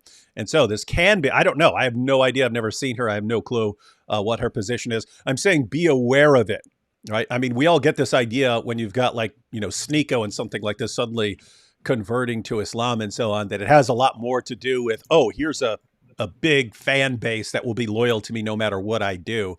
And let me jump on there. But guess what? I mean, right now, I could go on and tweet, after careful consideration, and I've realized that Israel needs to be wiped out and Hamas needs to take over. I get a ton of new fans, even though they hate me for everything I've said and done for the past couple decades. I would all of a sudden get a bunch of new fans. Let's do it. Yeah, let's do it. Ratio Christie here says, side note, in original language, Jonah was swallowed by a big fish. In the Septuagint, it can be translated to an extinct Leviathan Hydra-like creature. Hey, we are way past the Jonah discussion. Joshua, no, that's because the message was from earlier. Joshua said, Paul said, if you're an apostate, then there's the door. Muhammad said, if anyone leaves Islam, it's their neck. AP, what are the apostate rules based on science and reason? Death. Yeah, I know that. That's AP's penalty for apostates. Yeah. Let's see. Or re-education camps. I don't know. Dawood, your funny teasing of your friends is very entertaining, but since you go after Muhammad so much, does that mean you're a closeted Muslim? Oh yeah, you get it? like hey, yes. Like if the people I like, I actually mess with them constantly, then I mess with Muhammad a lot constantly. So there you go. Huh. And polemic autist here says, AP, the thing that finally broke me and caused me to realize Christianity is true was prophecy and evidence for the resurrection. Mike Winger has an amazing series on evidence for the Bible. Have you seen it? Oh, we've had our entire live stream on Mike Winger, and I don't. You familiar with Mike Winger stuff? Yeah, I am. I haven't seen it though. Okay, he hasn't seen it, and that's why he's not a Christian yet. Yeah. See, that's the problem. What is this? Daniel says, please, David, do the Peterson impersonation. I've said like 5,000 times, AP is now better than me. I can't do that. How about no? How about no, Daniel? See, that's what I mean. AP's better. Go How ahead. about no? See? It's funny. I don't think of you as an impression guy, but you're crushing that one. Only that one. And Sandquay here says, some say this is the final nail on the coffin of new atheism, with Hitchens dead, Dawkins, Cowd, and Harris unhinged. No one mentions Dennett. Thoughts? I mean, Dennett didn't have the same sort of personality as the rest of the guys to gain popularity. He's probably the smartest. Of them, but he didn't have the same personality to win the same number of followers. He's a bit unpopular among people. I don't know much about him. I don't know anything about him, but I've heard a lot of criticism of him for his attitude and all of that. I don't know why. That's all I know about him. Yeah. So we may be catching the end of the new atheism. Doesn't mean not the end of atheism, the end of that movement, because atheism destroyed. This is the proof. You see, we told you little weaklings, that your new atheism wouldn't last. All right, let's go through this article. So we saw Ayaan Hirsi Ali talking about it, and in that video sounded completely like pragmatic and practical. What the new atheists have is not capable of standing against what's going on in the world. Christianity is, and she made some points saying that the wrong discussion is like arguing about whether all these details are true and so on. Although some of them, she's saying, why are you arguing about whether God exists or not? I don't know. That seems like an important debate to me. But she's saying you should be thinking in terms of comparing. Like, this is what this belief leads to. This is what this system leads to. This is what this system leads to. This is the best. Therefore, throw that in the faces of other people, something along those lines. But so I saw that, and then I made a quick video about it. And then the next day she posted, let's see, this. Why I'm a Christian. Yep. So why I am a Christian. And she deliberately paralleled that on Bertrand Russell's famous essay. So we'll go ahead and read this, and AP, you can share your thoughts as we go through this. In 2002, I discovered a 1927 lecture by Bertrand Russell. It's probably the same year I read it, because that's when I was starting off in philosophy. But yeah, it's weird. I remember reading Bertrand Russell's Why I'm Not a Christian. I thought it was lame. I never read it, honestly. Yeah, I read it and I was like, it's a similar, something you're more familiar with. It's a similar reaction to people who would read like Dawkins' The God Delusion and think this is actually kind of lame. There's better arguments than these, and your arguments actually aren't as they wouldn't work against people who actually know what they're talking about, and so on. And so some of this stuff sounds kind of dumb. It was kind of like that. Whereas I'm not saying that because he's an atheist or something like that. There's stuff that is absolutely brilliant in Hume. There's stuff that's really brilliant in a lot of, Anthony Flew in breaking down falsifiability and so on, and explaining how you can develop a kind of non-falsifiable position. The examples he would give that kind of stick in your mind. Lots of this stuff is brilliant, but I don't know. I read Why I'm Not a Christian. I was like, gosh, this sucks. And keep in mind, this was not long after I became a Christian. So, I became a Christian in the 90s, and then the early 2000s, I'm reading this and thinking, this sucks. Anyway. Is it better than the Quran, though? Oh, it's like 1,000,000 times better than the Quran. Okay, good. With that said, I'm kind of teasing now. There are the Quran actually makes good points. I think they're being stolen from other things, but overall, and Bertrand Russell, he's a combination. One, insanely intelligent. His history of philosophy is one of the best history of philosophies there are. That's what you're expecting. Hey, you've got a brilliant guy who's also a really great writer, writing Why I'm Not a Christian. You're expecting something really awesome, and I don't know. It seemed like the same thing some second or third year philosophy student who happens to be an atheist would write. That's what it seemed like to me. And so I was expecting something much better. Anyway, in 2002, I discovered a 1927 lecture by Bertrand Russell entitled Why I Am Not a Christian. It did not cross my mind as I read it that one day, nearly a century after he delivered it to the South London branch of the National Secular Society, I would be compelled to write an essay with precisely the opposite title. And at the top, her title is Why I Am Now a Christian. The year before, I had publicly condemned the terrorist attacks of the 19 men who had hijacked passenger jets and crashed them into the Twin Towers in New York. They had done it in the name of my religion, Islam. I was a Muslim then, so she was still a Muslim after 9/11. I was a Muslim then, although not a practicing one. If I truly condemned their actions, then where did that leave me? The underlying principle that justified the attacks was religious, after all. The idea of jihad, or holy war against the infidels. Was it possible for me, as for many members of the Muslim community, simply to distance myself from the action and its horrific results? So sounds like she's saying she's had a kind of crisis here. I want to condemn this, but if this is actually from my religion, how do I then condemn it? By the way, where were you in 9/11? I was in Germany. Still in Germany. Yeah. Still in Germany, singing Deutschland, Deutschland, über alles. Nobody sings that.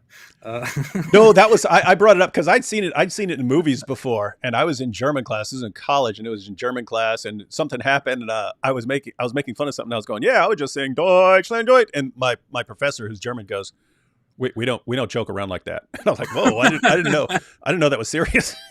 Yeah, in Germany, so things were very humorous. I remember laughing about all kinds of things. Dark humor is very, very popular in Germany, but that topic, Nazi stuff, that is just no. No, we're not. Interesting. We don't talk about that. No. Yeah, joking. I had to find out. It reminds me of there was in our church in New York. We lived in the Bronx, but we went to church in Queens. We went to New Life Fellowship in Queens. Awesome church.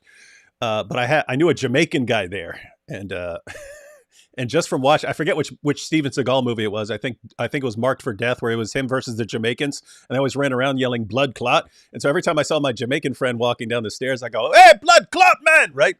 And one day he pulled me aside and he goes, "Dude, that's like a curse word to us." I'm like, "Oh, I had no idea. I just thought it was something cool Jamaicans yelled to each other." I'm sitting there yelling it in church and stuff. Anyway, wild No, stuff. the thing is, when I on 9/11, I was still very young and I was at home. I remember my mother. I think it was already late in the day. I don't know. Was it night? Was it evening? Something, because that's where it corresponded to when we were in Germany. I remember my mom like giving this reaction, was like, "Come here, come here, come here," and she seemed very worried, And I went into the living room and I was like, "What's going on?" And she said, "Look at this, look at the TV. There is they're attacking the towers in America." And I was looking at it. As I was looking, there was a plane flying into the building, and she said something to me that was kind of very typical that I'd never forget, which is she immediately turned it into a conspiracy theory without knowing anything at all, without knowing any of the facts. She was like, "They're going to blame Muslims for this. Yeah. It's probably the Jews. They're going to blame Muslims for this, and they're going to kill a bunch of Muslims now because of this." That's what she said, and that's the mindset that I was always exposed to at home. Yeah. And outside among Muslims, nobody found that it's horrible. Nobody found it scary. Nobody found it bad. People were either happy about it. They either thought America deserved it, or they said, "What about all the people who die in Muslim countries?" Yeah. And I remember that was when Nabil and I became friends and so on. And I asked him about what his what was going on with him. And he had spread an American flag across his car because he thought people were going to come and smash his car because he's the local Muslim. And he told me that his parents had told his sister, "Don't wear your hijab right now. Don't go out in your hijab so that you don't want to be identified." And so, Jason here says 33% of dark energy, 60%, 66% of dark matter, 1% detectable matter with scientists' best device we have. Why believe in evidence based on 1% only? God's real. And far 4, what a sight for a sore leather strap of the anus. I think people are looking up like every single quotation that has anything to do with eyes. Yeah. Let's see, and then we'll read some more of this article here. Giovanni says, harder to read with the white background. Giovanni says, "Hey, just joined in this, might be unrelated, but I want to find a way to put into perspective the logistics of what people would have to have done to corrupt the New Testament. Do you have any videos on it? God bless, especially AP." Yeah, Muslims don't tend to, when they say the New Testament's been corrupted or the Bible's been corrupted, that's not based on any sort of research or anything. I mean, in their minds, Bart Ehrman says there's lots of textual variants. Yeah, no one disputes that. It's not giving them the sort of corruption they're talking about. Textual variants are like spelling differences and things like that. You don't have anything that affects any important Christian doctrine. But yes, what you're talking about here, how would this actually happen? How would it happen? It wouldn't work. I mean, the Gospels and the books of the New Testament originally circulated as separate books, but they were shared very rapidly. So they're copied, and then you have copies that are circulating in Europe. You have copies that are circulating in Northern Africa. You have copies that are circulating in the Middle East and so on. You didn't have any centralized authority that's capable of corrupting all these scriptures in later centuries. By the time you get to a place in history where people would have the ability to change things, the books they're spread too far. You can't do it. In other words, there was never a time where later generations would have the ability to corrupt it. Because notice, if you're, let's say in Israel, and you say, hey, I want to change this. Well, that doesn't change the copies in Egypt. That doesn't change the copies in Italy. It doesn't change those other copies. And those are the sorts of things that textual critics, if they see a difference, they'll go, aha, here's the difference right here. Nope, you don't have that difference anywhere else. So we can spot where this change occurred. So it's interesting that in Islam, you actually have a place where you could where you could corrupt scripture if you wanted. And so Uthman actually orders people to hand over their Qurans and burns them all and issues an authoritative edition of the Quran. I believe there were plenty of changes made. I don't believe it fundamentally corrupted the text of the Quran. But I have to say, if we had something like that in Christianity where one person has total control over what's being put out as far as the Bible, if we had something like that, Muslims would be pointing to that saying, you see, this is the proof that it was corrupted. We don't have anything like that. There was never a time when it could have been corrupted. In Islam, they actually do have something like that, and but they don't know about it. So That's true. It's true. Yep. All right, let's get back to this article here. At the time, so back at the top, there were many eminent leaders in the West, politicians, scholars, journalists, and other experts who insisted that the terrorists were motivated by reasons other than the ones they and their leader, Osama bin Laden, had articulated so clearly. So Islam had an alibi. That's funny. They articulated it so clearly and say, no, let us tell you what your real reasons are. We are doing this for Allah. No. Don't listen to them. They are doing this because of social and economic issues. They're doing it because of climate change. Don't listen to what they tell you. This excuse-making was not only condescending towards Muslims, it also gave many Westerners a chance to retreat into denial, blaming the errors of U.S. foreign policy. Yep. I'm sorry. Denial is a river. Blaming the errors of U.S. foreign policy was easier than contemplating the possibility that we were confronted with a religious war. It's just easier to believe. We have seen a similar tendency in the past 5 weeks as millions of people sympathetic to the plight of Gazans seek to rationalize the October 7th terrorist attacks as a justified response to the policies of the Israeli government. That's interesting. She's pointing out that you've got the exact same thing. It's easier to blame something other than the religious motivation. When I read Russell's lecture, I found my cognitive dissonance easing. It was a relief to adopt an attitude of skepticism towards religious doctrine, discard my faith in God, and declare that no such entity existed. So it was a way out of cognitive dissonance. Best of all, I could reject the existence of hell and the danger of everlasting punishment. Russell's assertion that religion is based primarily on fear resonated with me. I had lived for too long in terror of all the gruesome punishments that awaited me. While I had abandoned all the rational reasons for believing in God, that irrational fear of hellfire still lingered. I've heard that from lots of people.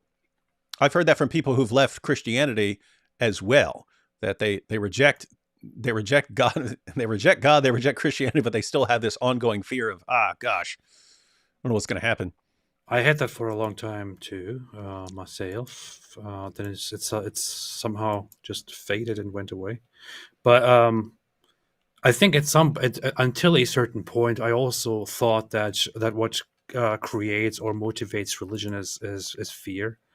But I don't know, over the last years, I kind of came to the conclusion, that's where I am right now. I don't know, maybe I'll think differently in the future, that is not entirely accurate. But that, completely from a secular perspective, that religion is, and this makes me appreciate religion actually, that religion is kind of a way for humans, for civilizations to find meaning, to make sense of all the things that are going on around them. And it's actually a very a noble, and a search for wisdom, and that's something that is worth appreciating, in my opinion. So she says that irrational fear of hellfire still lingered. Russell's conclusion thus came as something of a relief. When I die, I shall rot. See? Yay! Matter of fact, there's a super chat that's connected to that. Hang on, let's get this one first. Joshua says, Silly Muslim somewhere see her and say if she rebelled against Hamas, then she is being paid by the IDF. No, we're being paid by the IDF and Mossad. Giovanni here, this connects. What is a true godless person? A person who believes in nothing, still believes they die and there is nothing, so they go back to their creator, nothing. So there you have it. When I die, I shall rot, what Russell there said. So to understand why I became an atheist 20 years ago, so that would be 2003-ish. To understand why I became an atheist 20 years ago, you first need to understand the kind of Muslim I had been. This is why I brought up that you might be different because you were a different kind of Muslim. I was a teenager when the Muslim Brotherhood... I was the correct kind of Muslim. Okay, the truth. She was, you were you were the true sect, and she's one of the 72 false sects. Yes. Oh, I can't say sects around sects. Be careful what you say. I was a teenager when the Muslim Brotherhood penetrated my community in Nairobi, Kenya in 1985. I don't think I had even understood religious practice before the coming of the Brotherhood. I had endured the rituals of ablutions, prayers, and fasting as tedious and pointless. This actually gets, I remember this gets interesting, her breaking down what the Brotherhood does. The preachers of the Muslim Brotherhood changed this. They articulated a direction, the straight path, a purpose to work towards admission into Allah's paradise after death, a method, the Prophet's instruction manual of do's and don'ts, the halal and the haram. As a detailed supplement to the Quran, the Hadith spelled out how to put into practice the difference between right and wrong, good and evil, God and the devil. The Brotherhood preachers left nothing to the imagination. They gave us a choice: strive to live by the Prophet's manual and reap the glorious rewards in the hereafter. On this earth, meanwhile, the greatest achievement possible was to die as a martyr for the sake of Allah. That sounds like what I read in Sahih al-Bukhari, Sahih Muslim, and so on. What is this?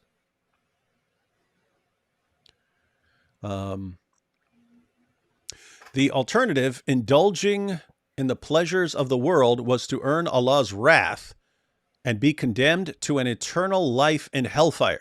Some of the worldly pleasures they were decrying included reading novels, listening to music, dancing, and going to the cinema, all of which I was ashamed to admit that I adored.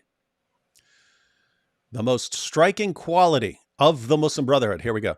The most striking quality of the Muslim Brotherhood was their ability to transform me and my fellow teenagers from passive believers into activists almost overnight. We didn't, and the reason I said this is interesting is because this is similar to Dawah, and we have a perspective here in the West of, hey, I've got Muslim friends and I get along with Muslims and there are all these nice Muslims, and not realizing, according to lots of people, a perfectly nice Muslim could be radicalized fairly easy by. Keep in mind, I'm not saying any Muslim can be radicalized or turned violent.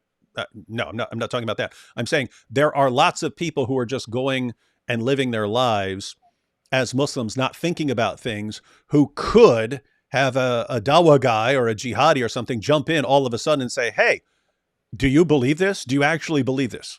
You're living your life just like a Westerner. Do you actually believe that Islam is true? Yes, I believe it. Okay, well, let's look at what Muhammad actually commanded. Are you living like this? No, I'm not. And some of those will say, look, man, I'm not interested in this. I'm just going to go ahead and live my life as a Muslim and go to school and get a job and so on. But there are plenty of people who go, wow, gosh, yes, if I do believe this, I do need to take it seriously. And then you get a different sort of person. Yeah. And this is why you can have a group like ISIS forms, and they can put out the call, and you have people from the United States, Canada, France, Germany, the UK, all flooding into Iraq to join that group. Pretty easy to do. So anyway, she says, the Muslim Brotherhood has this ability to turn believers into activists almost overnight. We didn't just say things or pray for things, we did things. As girls, we donned the burqa and swore off Western fashion and makeup. The boys cultivated their facial hair to the greatest extent possible. They wore the white dress-like taub worn in Arab countries, or had their trousers shortened above the ankle bones, or stripped naked like Muhammad Hijab, the part-time stripper. We operated in groups and volunteered our services in charity to the poor, the old, the disabled, and the weak. We urged fellow Muslims to pray and demanded that non-Muslims convert to Islam.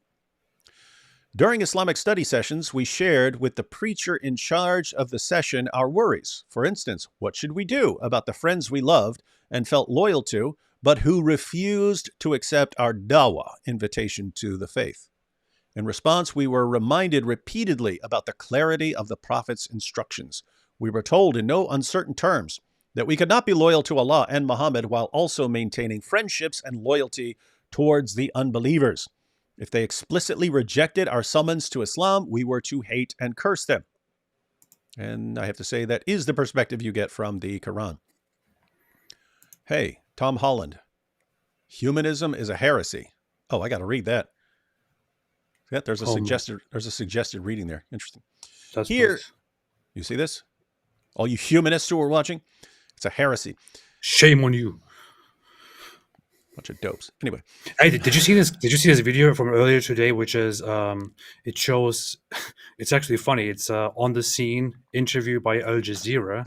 They captured this guy. They caught this guy in Gaza who is fleeing south through the safe corridor provided by the IDF, and he's yelling and he says, was he the one talking trash? The Arabs. He said, "It's the Arabs' fault. The Arabs are the ones who are conspiring. The Arabs are the ones who betray us. The Jews are kind to us." That's what he said. He said those words. I mean, it's one thing to say. It's one thing for someone to say, "This is all our own people have done this to us. Our Arabs have done this to us." But for somebody in Gaza to actually look into the camera to Al Jazeera and to say the Jews are kind to us, no, that's crazy. Because if that guy is ever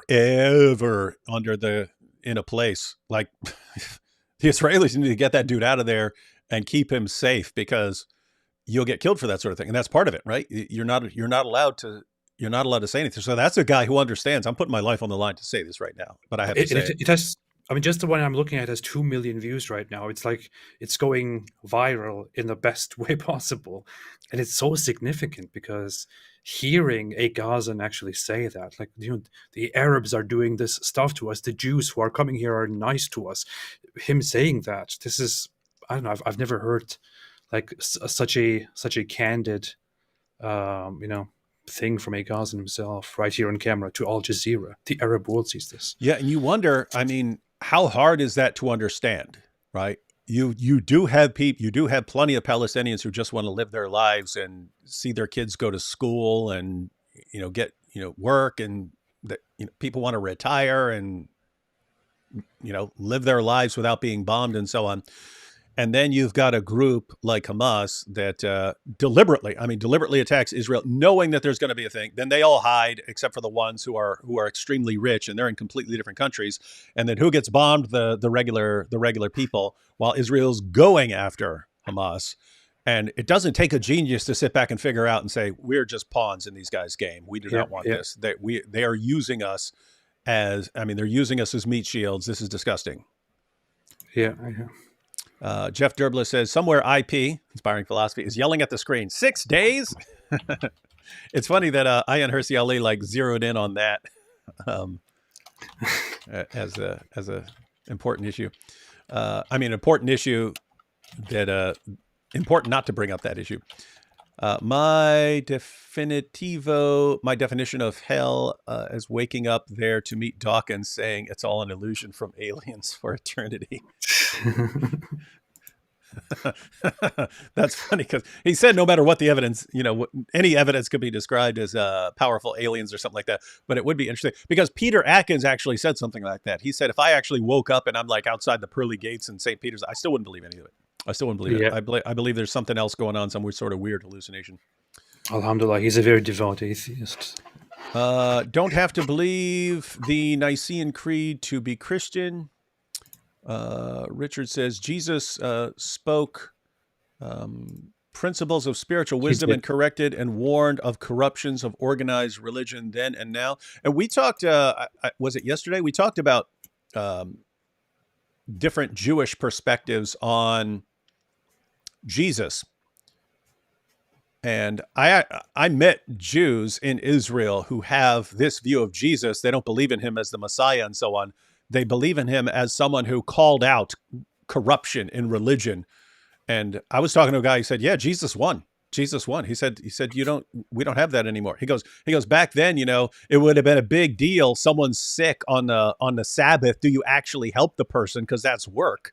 And he says, now that's not an issue now. He says, no.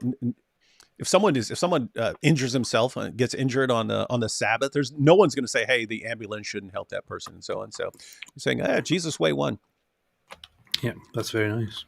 Right. I heard Jews say that I heard some Jewish perspectives that he was one of the people who wanted to help save Jews from the oppression they are under and things like that. I mean, there are different views, like secular views, religious views, and things like that. But some of the ideas that are often propagated by these very Jew-hating people, that they hate Jesus and all of that, that's nonsense. That's unfounded.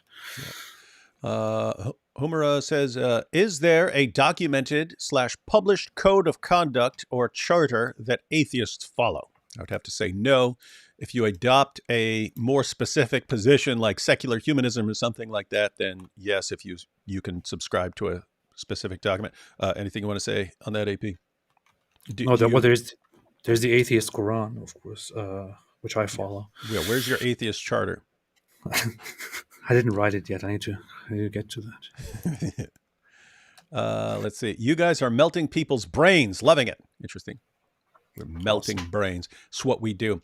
All right. I do that literally at night. That's what I do. That's how I spend my days at nights. So, yeah. All right. Back to this article here in the middle. Here, a special hatred was reserved for one subset of unbeliever, the Jew. We cursed the Jews multiple times a day and expressed horror, disgust, and anger at the litany of offenses he had allegedly committed. The Jew had betrayed our prophet. He had occupied the holy mosque in Jerusalem. He continued to spread corruption of the heart, mind, and soul. You can see why, to someone who had been through such a religious schooling, atheism seemed so appealing. Bertrand Russell offered a simple, zero-cost escape from an unbearable life of self-denial and harassment of other people. For him, there was no credible case for the existence of God. Religion, Russell argued, was rooted in fear. Fear is the basis of the whole thing. Fear of the mysterious, fear of defeat, fear of death. As an atheist, I thought I would lose that fear. I also found an entirely new circle of friends, as different from the preachers of the Muslim Brotherhood as one could imagine. The more time I spent with them, people such as Christopher Hitchens and Richard Dawkins, the more confident I felt that I had made the right choice. For the atheists were clever. They were also a great deal of fun. What? What could be more fun than the Muslim Brotherhood? So what changed? Why do I call myself a Christian now? That's what we're all asking. Part of the answer is global. So, notice she's breaking down the answer into parts. Part of the answer is global. Western civilization is under threat from three different but related forces. The resurgence of great power, authoritarianism, and expansionism in the forms of the Chinese Communist Party and Vladimir Putin's Russia. So you have, it is just common today, not as common right now, but if you go back 15 years, what are you talking about, man? The world has moved past all this, empires and people crushing. No, that's not what happened. What actually happened was there are people in different parts of the world who still want to conquer the world. They just happen to be scared of the United States. And then once the United States starts getting weak, people smell blood and they smell weakness. And then they say, okay, now's the time. And you have a bunch of forces, very powerful forces, who would love to eat you alive. And they were just waiting for weakness. Now they're seeing weakness. And so now you're getting some of it. But Communist Party. The thing is, after the First World War, which they didn't call the First World War then, they called it the Great War, or I think the war to end all wars. I don't know when they started last one. that, but they thought this is it. This is going to be it. It's going to be over. After this, we move on to a more rational, reasonable world. There will be peace. There will be no more war, and they genuinely thought they moved on from that world, and then boom. Second World War comes with the Nazis. But yeah, so we have quite a phase of peace right now. But Putin is a good point. Putin did come out when he declared war on Ukraine, when he declared the invasion. He repeated some very old ideas of how lands like Ukraine and others belonged to Russia at some point and are still rightfully part of Russia, and that Russia must make sure to reintegrate those parts that were lost. And this is just the beginning of a very imperialist campaign. So I don't know, things don't look very nice. No, and I think a bunch of people are about to wake up to reality. Yeah, because there are a bunch of groups out there that would love to eat you alive. So she lists here: Chinese Communist Party, Vladimir Putin's Russia, the rise of global Islamism, which threatens to mobilize a vast population against the West, and the viral spread of woke ideology, which is eating into the moral fiber of the next generation. And what's really creepy is how these groups will combine. Notice you'll have communists and Muslims and woke people marching side by side on college campuses. So you can get some pretty weird alliances. Combination. The dumbest combination. It's absolutely. They cannot coexist except as a temporary alliance to attack someone else. Yeah. It's only the woke side is dumb enough to believe that that things are all cute and wonderful, and it's all going to work out. The Muslims are very well aware that they want nothing to do with them once they get what they want. Yep. So, they view them as useful idiots. Yes, precisely. Yep. We endeavor to fend off these threats. Oh, here we go. We endeavor to fend off these threats with modern, secular tools, military, economic, diplomatic, and technological efforts to defeat, bribe, persuade, appease, or surveil. And yet, with every round of conflict, we find ourselves losing ground. We are either running out of money with our national debt in the tens of trillions of dollars, or we are losing our lead in the technological race with China. Point is, the advantages you had that gave you this confidence in peace, you're losing those advantages over time. I think that's not entirely realistic. That's a misconception. I've seen lots of expert view on that, on how China is not really a great threat in terms of development. They might have like market influence in the world, but they're not really creating anything. No, I'm thinking in terms of I'm thinking like long term. The point is, if you owe trillions and trillions of dollars to someone, you're basically paying the interest and you're feeding them money. And so I'm thinking like down the road, they are just going to get more and more powerful. As far as like militarily, I mean, United States still wouldn't have any problem with any of these things. The point is generations ahead. Yeah. But we can't fight off these formidable forces unless we can answer the question, what is it that unites us? The response that God is dead seems insufficient. So, too, does the attempt to find solace in the rules-based liberal international order. The only credible answer, I believe, lies in our desire to uphold the legacy of the Judeo-Christian tradition. So I get very triggered when I hear that Nietzsche is being dissed here indirectly. Yeah, I know. I'm very, very triggered here. Yeah. Just try to hold in your tears for a couple more minutes. So the standard, what's available to atheists and to liberals and so on, as far as thinking that they can stand against it, she's saying it's not enough. You're not going to do it. That legacy consists of an elaborate set of ideas and institutions designed to safeguard human life, freedom, and dignity, from the nation state and the rule of law to the institutions of science, health, and learning. As Tom Holland has shown in his marvelous book, Dominion, all sorts of apparently secular freedoms of the market, of conscience, and of the press find their roots in Christianity. And I think Holland's an atheist, isn't he? Yeah. Yeah. And pretty so sure as the latest, I think he's an atheist. Yeah. And so I have come to realize that Russell and my atheist... Yeah, pretty sure. Yeah. And so I have come to realize that Russell... What the heck is wrong with you, man? You see this? You see what it's like trying to do anything with an atheist? This is why you guys can't stand against communism and Islam. Go ahead.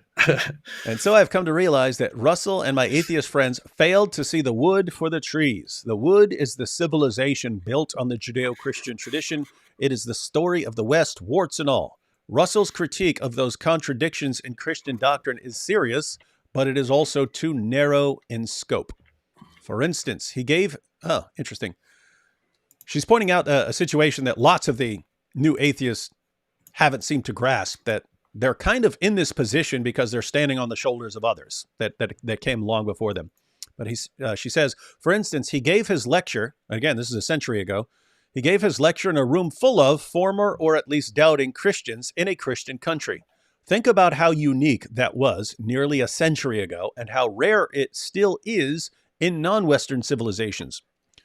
Could a Muslim philosopher stand before any audience in a Muslim country, then or now, and deliver a lecture with the title, Why I Am Not a Muslim? In fact, a book with that title does exist, written by an ex-Muslim, but the author published it in America under the pseudonym Ibn Warraq. It would have been too dangerous to do otherwise. So even in the West, you're still in danger from writing a book saying why you're not a Muslim. Alhamdulillah. To me, this freedom of conscience and speech is perhaps the greatest benefit of Western civilization. It does not come naturally to man. Oh, that's interesting, right? That's kind of the problem. People are thinking, this is how things have been my entire life, so this is what's natural. This is just naturally the way human beings are. Yeah. And we have that same idea. It always leads to disaster, but it's the idea behind, if we just go over the Middle East, and what's the problem there? Oh, Saddam Hussein. We'll just get rid of Saddam Hussein, and then all the freedom-loving people who just do what comes naturally, and that's to seek freedom of conscience and all this other stuff, that will rise to the surface and they'll get a great democracy. What did you actually get? ISIS. You giant morons. People don't think. Yeah, so anyway, what seems natural to you is because you are in a certain environment. It is not natural. It is not normal. It takes a long time to get something like this, and everyone's trying to destroy it. Everyone's trying to destroy it, and you don't realize, hey, if you happen to destroy it, it's going to be a long, difficult road to get it back. There was a time that I watched a movie with my wife. I think that was when I just came to America. You ain't watching a movie, man. Come on. Yeah, and it was a Bill Murray movie. I don't entirely remember what it was called, but after I watched that movie, I felt unreasonably angry at the stupidity or at the naivety of people, and of Western people in this case. And the movie, I don't remember what it was called, but the premise is that I think it was him. It was Bill Murray, but he goes to Afghanistan to find some talents for some music thing. That's Rock the Casbah. Yes, exactly that one. That one. I haven't seen it, but I remember the trailer for it. Yeah, and he goes there, and then he goes through this whole trouble with this girl who can sing very well, but of course her family doesn't allow it. They are hardcore, and they are totally against a woman putting herself out there and singing and all of that. But then of course he somehow teaches them, in a way, compassion. I don't know, whatever happens, I forgot the entire plot, but the end result of it is that somehow after her father sees his daughter sing on TV, he comes around, gets emotional, and is like, okay, I accept this. Mm-hmm. And basically the idea of the whole thing is, in the end we are all the same, and we just need to be shown, this the That's why you just need a pen pal. I watched that movie and I thought, how stupid, how dumb is this, man? These people have no clue what's going on in other parts of the world. Like this guy would be killed. Yeah, and it just sucks because movies like that do nothing to persuade the Taliban or anything else. It just lulls Westerners into thinking, all you have to do is get the girl on stage, and her family's not going to kill her at all. Yeah, man. Welcome to Fantasyland. A couple super chats here. Genetic entropy and the mystery of the genome. Worth your time. The leather strap of Sauron's anus is watching Sauron's. Atheists get hung up on knowing versus believing. Faith is believing despite not knowing. Not quite. We should have IP on to discuss what faith in the Bible means. David, could you summarize why you decided to start this channel after giving up your other channel? I've explained it like 9 billion times, but quick answer. My other channel had become virtually useless because I was getting between 1 and 3 strikes per month. I was winning all of them, but sometimes it would take weeks to win, and I'm repeatedly banned, all for fault. So anyway, my channel had become a target for people at YouTube. And I sat back and realized, do I want to continue arguing with YouTube weeks at a time to get my stuff, to get my channel back up? Or would I rather delete that content, give it away, and start over where they're not targeting me? And so here we are. Am I banned? No. I've gotten 0 strikes. So what did you decide then? You decided to just not and do it? notice even with the subscriber difference, I get pretty much the same number of views on my videos as I used to on my old channel. So yeah, this is my plan for it. This channel that you're watching right now is disposable. The moment they start coming after me and start giving me bogus false strikes, I'm giving it away and starting another one. Alhamdulillah. I'm just sticking and moving. It's more it's the internet parallel to guerrilla warfare. Just be smaller and move around more. Mm-hmm. Hope that helps. And AP, what's your top 3 favorite Bible books? D would too. I'm not sure if I can list top 3, but my favorite is Ecclesiastes. I love that. Yeah, it's pretty awesome. Just the way it starts, it's like it got me. It's powerful. It sucked me in immediately. Yeah. Matter of fact, that's George Orwell had his. Gosh, where was that? Was it in Politics in the English Language? He wrote an essay and he was comparing how he had a passage from Ecclesiastes about that the race is not to the swift nor victory to the strong and so on, but time and chance happen to them all. But he had this quote from Ecclesiastes, and then he says, "This is how a politician would say the same thing today." And it was a bunch of verbose gibberish and so on that would kind of make the same point, but would be completely incomprehensible to everyone. And anyway, pretty cool. Yeah, but I think I read Ecclesiastes. It's funny because I never read the whole Bible, from beginning to end. But I think I read Ecclesiastes many times and also listened to it many times just to take it in, to understand it further, to just get those parts about everything is futile and all of that again and again. But yeah, no, that is my favorite. I'm not sure if I can. Meaningless. Yeah, that should be the mantra of the atheist. Meaningless. Everything is meaningless. Yeah. It's all chasing after the wind. Mr. L, I forgot my favorite books. Yeah, I don't know. I like books. I like various books for different reasons. Like I could like the Gospel of Mark because it's like fast paced. It's all action based. I could like John because it's the Gospel of John. Yeah, I don't know if I have favorite books.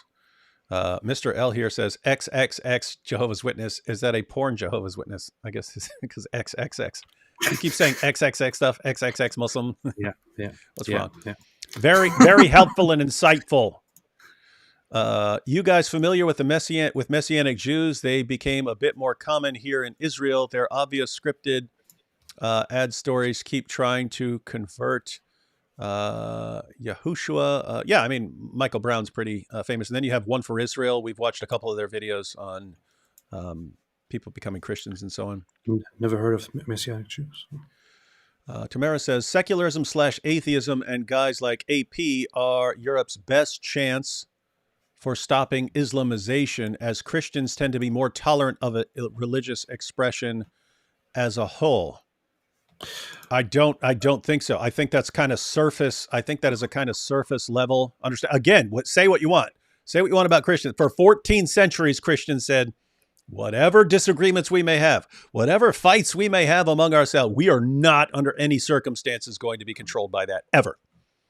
And then you have the rise of secularism recently, and it's like, hey, we can't invite in Islam fast enough. We love it. And so That's kind of the point that Ayaan is making. It's like you would think, oh yeah, secularism and so on, that's going to stand against Islam. And she's saying, no, there's some deeper issues here. You do not see how these things are connected to one another, and it's not going to stand against it.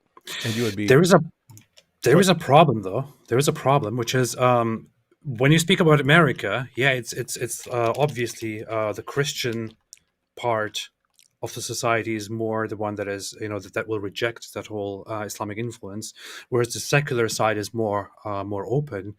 But the issue is it gets a little bit difficult and a little bit more complicated and a little bit more cloudy when you go to Europe, when you go to countries like Germany, for example.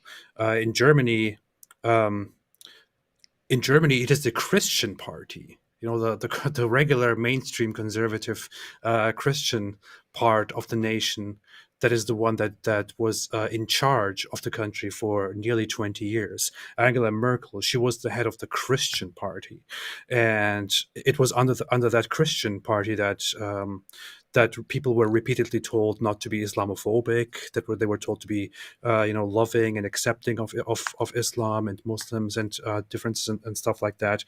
And it was actually the non-religious or atheistic or secularist far right that has been consistently getting up and marching in the streets and saying we don't want this anymore, stop with this nonsense. So things get a little bit blurry when you go across lines and look into Europe, because really the major party, the government, was the Christian Democratic Union or the Christian Social Union. And those were the ones who Yeah, but my point is, like, all of the governments are secular. Like even the Christian parties in these countries seem really, I don't know, secular to me. I don't know. Like they all seem like varieties of secularism now. Kind of, yeah. Maybe. So that's So we're I'm not talking about like a more, because again, I mean, 14 centuries do not let this ideology in. All of a sudden, now we have to, and. So, I think I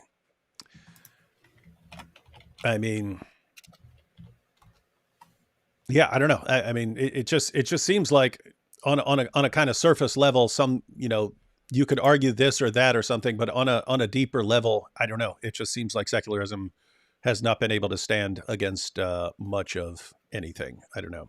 That's true. And I'm saying that as someone like, I kind of like a secular society in the sense of a government that is not telling you what to do. A government that is not telling you what to do, what to believe, what to think, and so on. I kind of prefer that. I kind of like a government that lets us do it. Hey, let us argue about this stuff and let us figure this stuff out. But I don't know. You can kind of just look at the results. And again, this is something Dawkins noticed. When he said, I think Christianity may have been protecting us against something worse than Christianity. But I guess we're about to find out, aren't we? Inshallah. And here we have, did you check out the So? What the heck is the So? It says, did you check out the So? I don't know what that means. I didn't. I did not check out the So. I didn't have the chance yet. No. David, set up a channel membership so I can automate paying you jizya every month. Also, when is Imam Al-Safat making his debut? I don't know. I have to come up with a bunch of jokes that actually work with Imam Al-Safat. What you don't have memberships on your channel yet? No, I haven't put them up. I could. Yeah. Just wanted to say I appreciate you guys. God bless. Thank you. You guys should check out Senior Pello. Not familiar with that. Technically, you can't get rid of atheistism because it is having no belief of the transcendent. But to some extent, you have to want to be Christian to follow Christ. Yeah, and that's why I think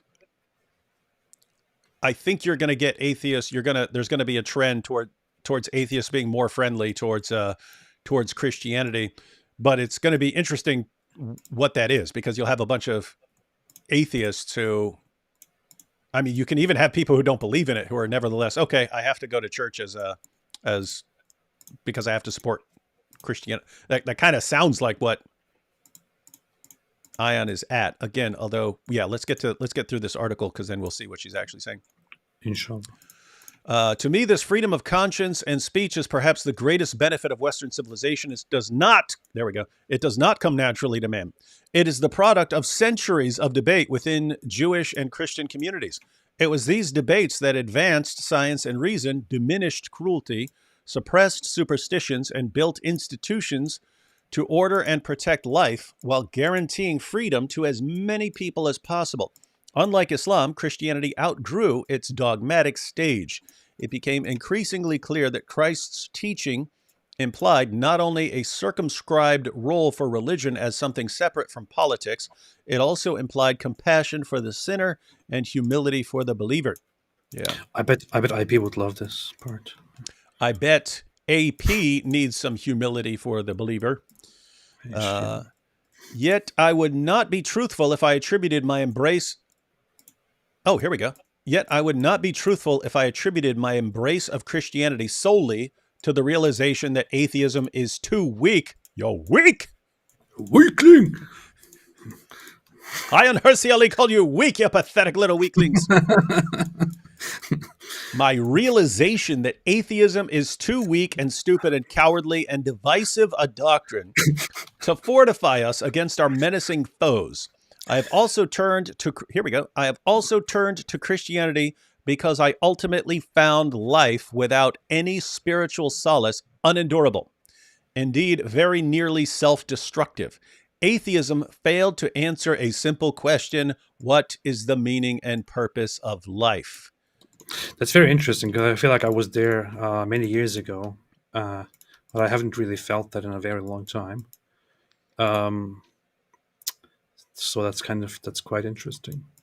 Yeah, but no, atheism can answer that. The answer is none. There's none. There's no meaning. There's no purpose. So shut up. The answer is, how about no? So shut up, How or about we'll line. no meaning? Yeah. So shut up, or we'll line you up against walls and massacre you. Yeah, I want to be killed. Hey. What do you think about that? Russell and other activist atheists believed that with the rejection of God, we would enter an age of reason and intelligent humanism. Yeah, that's what I've been saying for a while. They thought that, like, it's a failed experiment. But the God hole, the void left by the retreat of the church. You remember Always Sunny when Dennis was talking about his God hole? there was an episode where he starts talking. What was that? That's what I don't even remember it. I just remember, like, I like shows that are equal opportunity. Like they'll mess with Christians, but then they'll mess with atheists, and then they'll mess with Muslims, and they're kind of equal opportunity. But Dennis is talking about just how empty he is inside. And he goes, "It's like I've got this hole inside me. I call it my God hole." And he's saying, like, exactly this. That's my favorite show, man. I love that show. The void left by the retreat of the church has merely been filled by a jumble of irrational quasi-religious dogma. The result is a world where modern cults prey on the dislocated masses, offering them spurious reasons for being and action, mostly by engaging in virtue signaling theater on behalf of a victimized minority of our supposedly doomed planet. The line often, my goodness, she's quoting G.K. Chesterton. The line often attributed to G.K. Chesterton has turned into a prophecy. When men choose not to believe in God, they do not thereafter believe in nothing. They then become capable of believing in anything, which is why AP will believe absolutely anything, no matter how dumb it is. Yeah, that's what I do. I believe anything I see. Yeah. You're the ear. AP is the ear. In this nihilistic vacuum, the challenge before us becomes civilizational. We can't withstand China, Russia, and Iran if we can't explain to our populations why it matters that we do. We can't fight woke ideology if we can't defend the civilization that it is determined to destroy. And we can't counter Islamism with purely secular tools. To win the hearts and minds of Muslims here in the West, we have to offer them something more than videos on TikTok. What about video games? So haven't thought that. Oh, we're almost done here. Let's go ahead and finish this up. Let's see, 2 more paragraphs. The lesson I learned from my years with the Muslim Brotherhood was the power of a unifying story embedded in the foundational texts of Islam to attract, engage, and mobilize the Muslim masses. Unless we offer something as meaningful, I fear the erosion of our civilization will continue. Unfortunately, there is no need to look for some new age concoction of medication and mindfulness.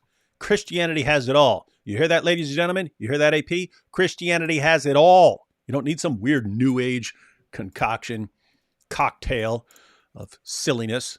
Christianity has it all. What are you grinning at? That is why I no longer consider myself a Muslim apostate, but a lapsed atheist. Of course, I still have a great deal to learn about Christianity. I discover a little more at church each Sunday. Aha! So she goes to church. See that? But no, she's just saying she just wants to protect herself from communism. But I have recognized in my own long journey through a wilderness of fear and self-doubt that there is a better way to manage the challenges of existence than either Islam or unbelief had to offer. Alhamdulillah. There you have it, ladies and gentlemen. Now, here's where my problem is with all of this. Okay, negative AP again. Tell us why you hate everyone who disagrees with you. Go ahead. It is actually, well, I'm actually going to give credit and acknowledge that there is one thing that where I see where she's coming from. So I said earlier, for example, that I haven't felt that whole emptiness and that whole nothing can replace that lack of meaning. I haven't felt that in a long time. I'm the atheist without a God hole. Yeah, right.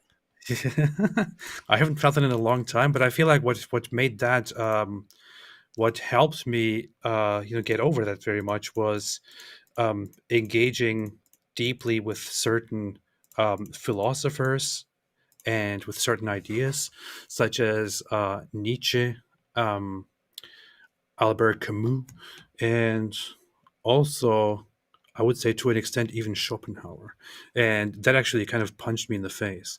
But I feel like over the years I kind of came to this whole conclusion. You picked like the worst possible. Like if I were to make a list, the absolute worst. Well, oh my goodness! All right, no, I didn't even take anything from what Schopenhauer actively teaches, but rather from his insights about the whole the how humans function and what they are motivated by and all that. I thought, this is really profound. It is really depressing. It makes me want to kill myself. But that's what I was thinking. Well, it's like everyone you just named. but there's something really profound there. You've pointed out that the takeaway from Nietzsche isn't necessarily a nihilism or something like that, but the takeaway of kind of his life is, right? You look at it, like the whole thing was like, oh my goodness, are you joking? No, actually, no. From Nietzsche, what I got from Nietzsche was actually very, very interesting. I thought, wow, nice, okay, cool. But Schopenhauer is the one that made me think, what's even the point? Why don't I just go die? But the thing is, and then Camus, giant thing where the guy turns into a cockroach. him too. But one thing that they all highlight in one way or another, especially Camus, is okay. So Schopenhauer highlights one thing, which is that everything is eventually meaningless. It's like all living beings, all organisms, they are all just existing, just looking to exist, and just spending their entire existence consuming each other. But the dark truth beneath all of that is that this just goes on forever and ever, and everything we do in life is all a sweetened illusion, and at the root of all of it is just continue existing and consume anything else that is there, continue existing and consume anything else, and that is depressing. By the way, that's actually what Bertrand Russell sounded like, and he had this same kind of like dual life without spotting the tension that we find in like Dawkins, when Dawkins is like, the universe is obviously it's at the bottom there is nothing, there's no good, bad, right, wrong, anything, and there's no concern or anything. It's all just, but we need to go out and live and make the world a better place. And so it's like, wait a minute. But Bertrand Russell said that like no philosophy that is not grounded on like despair can hope to survive and so on. It was a horrible misery. Hey, it's funny. I don't know why I remember this, but So this was probably, I don't know, 2003, 2004. I'm in a philosophy class, and the topic is Schopenhauer. And I wrote down, the beginning of a poem popped into my head. And I wrote, I died 11 deaths today while waiting for my 12th. Then spent an hour with Schopenhauer. We're drinking to my health. And I realized it was like this pathetic, die. We're all going to die. It's all right. Anyway, That's very nice. Well, he was also a very depressed guy, and he thought everything we do in life is basically like, but we don't even love each other. It's like we're just telling ourselves to love each other because we think that's a means to, we somehow have to endure that. Anyway, but what actually made me kind of feel better about everything was Camus, when he talks about how he says basically that humans are caught in this endless struggle and torture of finding the meaning of life, and they get upset over and over again because they can't properly find the meaning in life, and they argue about what that meaning in life is, when in reality they are too afraid to simply face the fact that there is no such thing as a meaning of life. And he doesn't say there is no meaning of life. He says there is no such thing as a meaning of life. So looking for that non-existent thing, or saying there is no meaning or there is a meaning, but what is it? All of it is just a constant struggle that causes nothing but pain and suffering. And of course, you can then add to that whatever you take from it. But that kind of helped me get to a certain point where I thought, hey, you know what? That makes sense. The whole discussions of, so what is then the meaning of life? If you spend your entire life arguing about that and looking for that seems like that seems like a quite painful and agonizing thing to torture yourself with, especially once you have lost faith in an afterlife or in a creation or in an ultimate meaning of life. That is a very, very, very torturous, a very agonizing thing. But simply doing what that guy suggests, for example, and saying, hey, you know what? I don't have to look for it.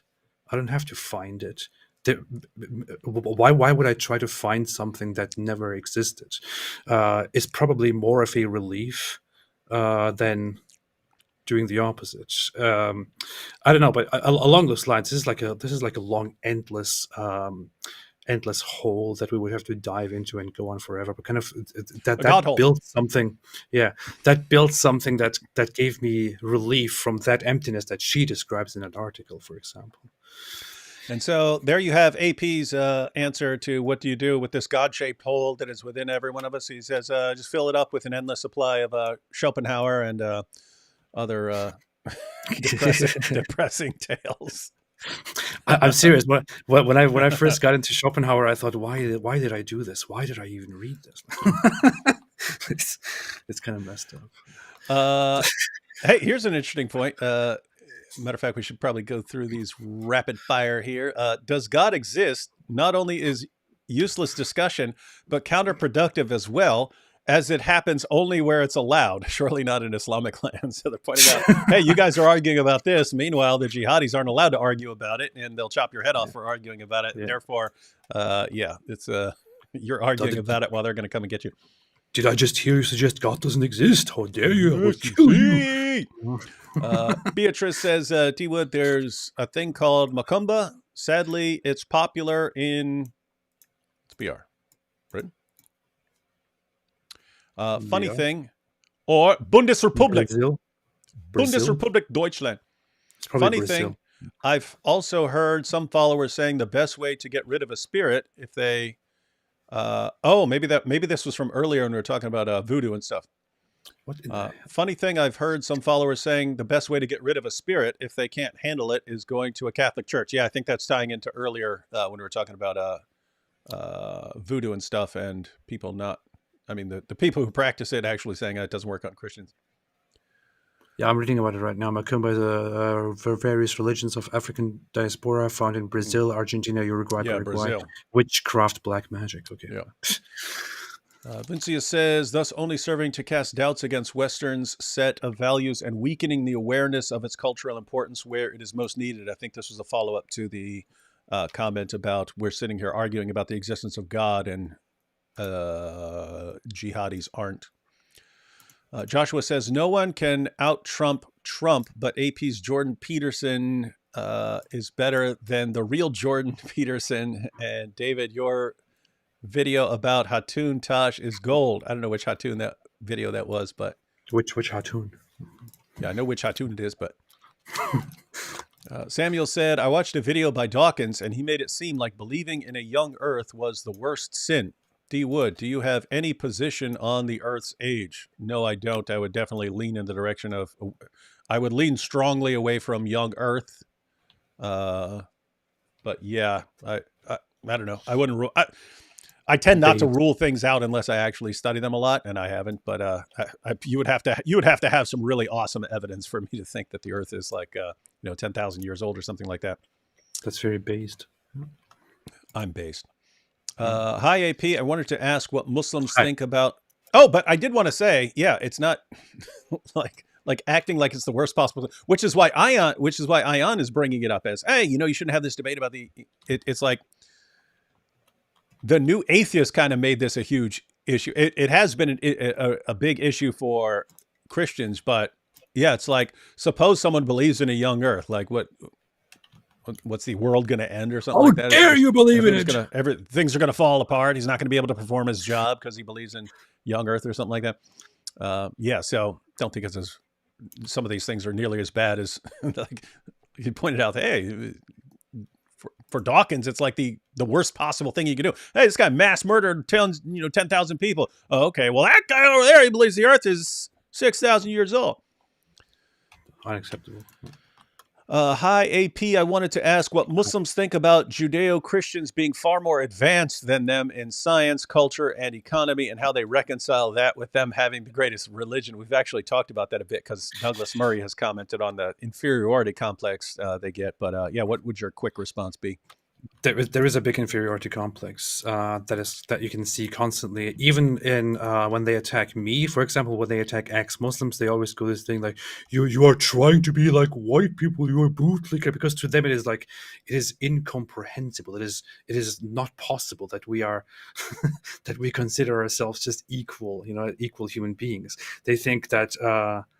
It is so deeply entrenched, their idea of considering the Western people and the Jews and Christians superior, that they think our only relationship with them would be to suck up or to lick their boots. That's how telling it is, what kind of inferiority complex they have. But so I asked the very same question too when I was a younger Muslim, like if we are so great, why are we here in Germany?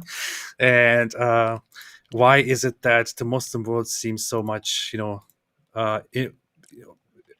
full of difficulties while the West is doing so well?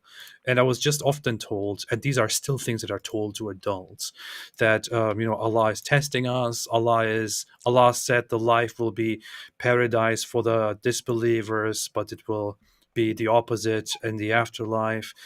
All of these coping slogans.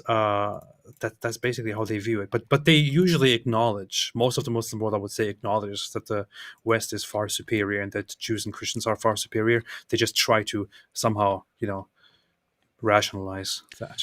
Yeah, and we've brought up the options. So one option would be, hey, there's a problem with Islam, and there have been people who took that route. And the other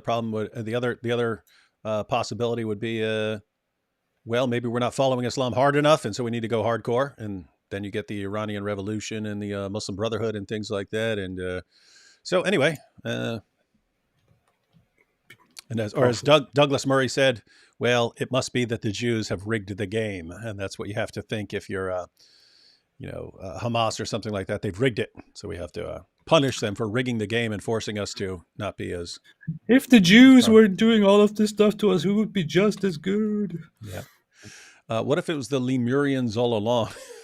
That's that weird, like some weird continent. And there's this group. I don't know enough about it, but there was like this cult with like this mythical continent sank in the Indian Ocean or something like that. Yeah. Don Taylor said, why are many Iranians backing Israel against Hamas? I'm not totally familiar with this, but I would imagine that you have the Iranians who hate Israel and want to destroy it and fund it. But you also have large parts of the population who are enraged against their leaders. And so seems like they would side with Israel as a form of like rebellion, and also like they're connecting it. Oh, okay. The Iranian leadership, that's like Hamas. These guys have common goals and we're against that. And therefore, There are lots of videos from inside Iran, but also from outside, from the Iranian diaspora. So you see people in the West, Iranians in the West, go out and carry their Iran flags and support Israel.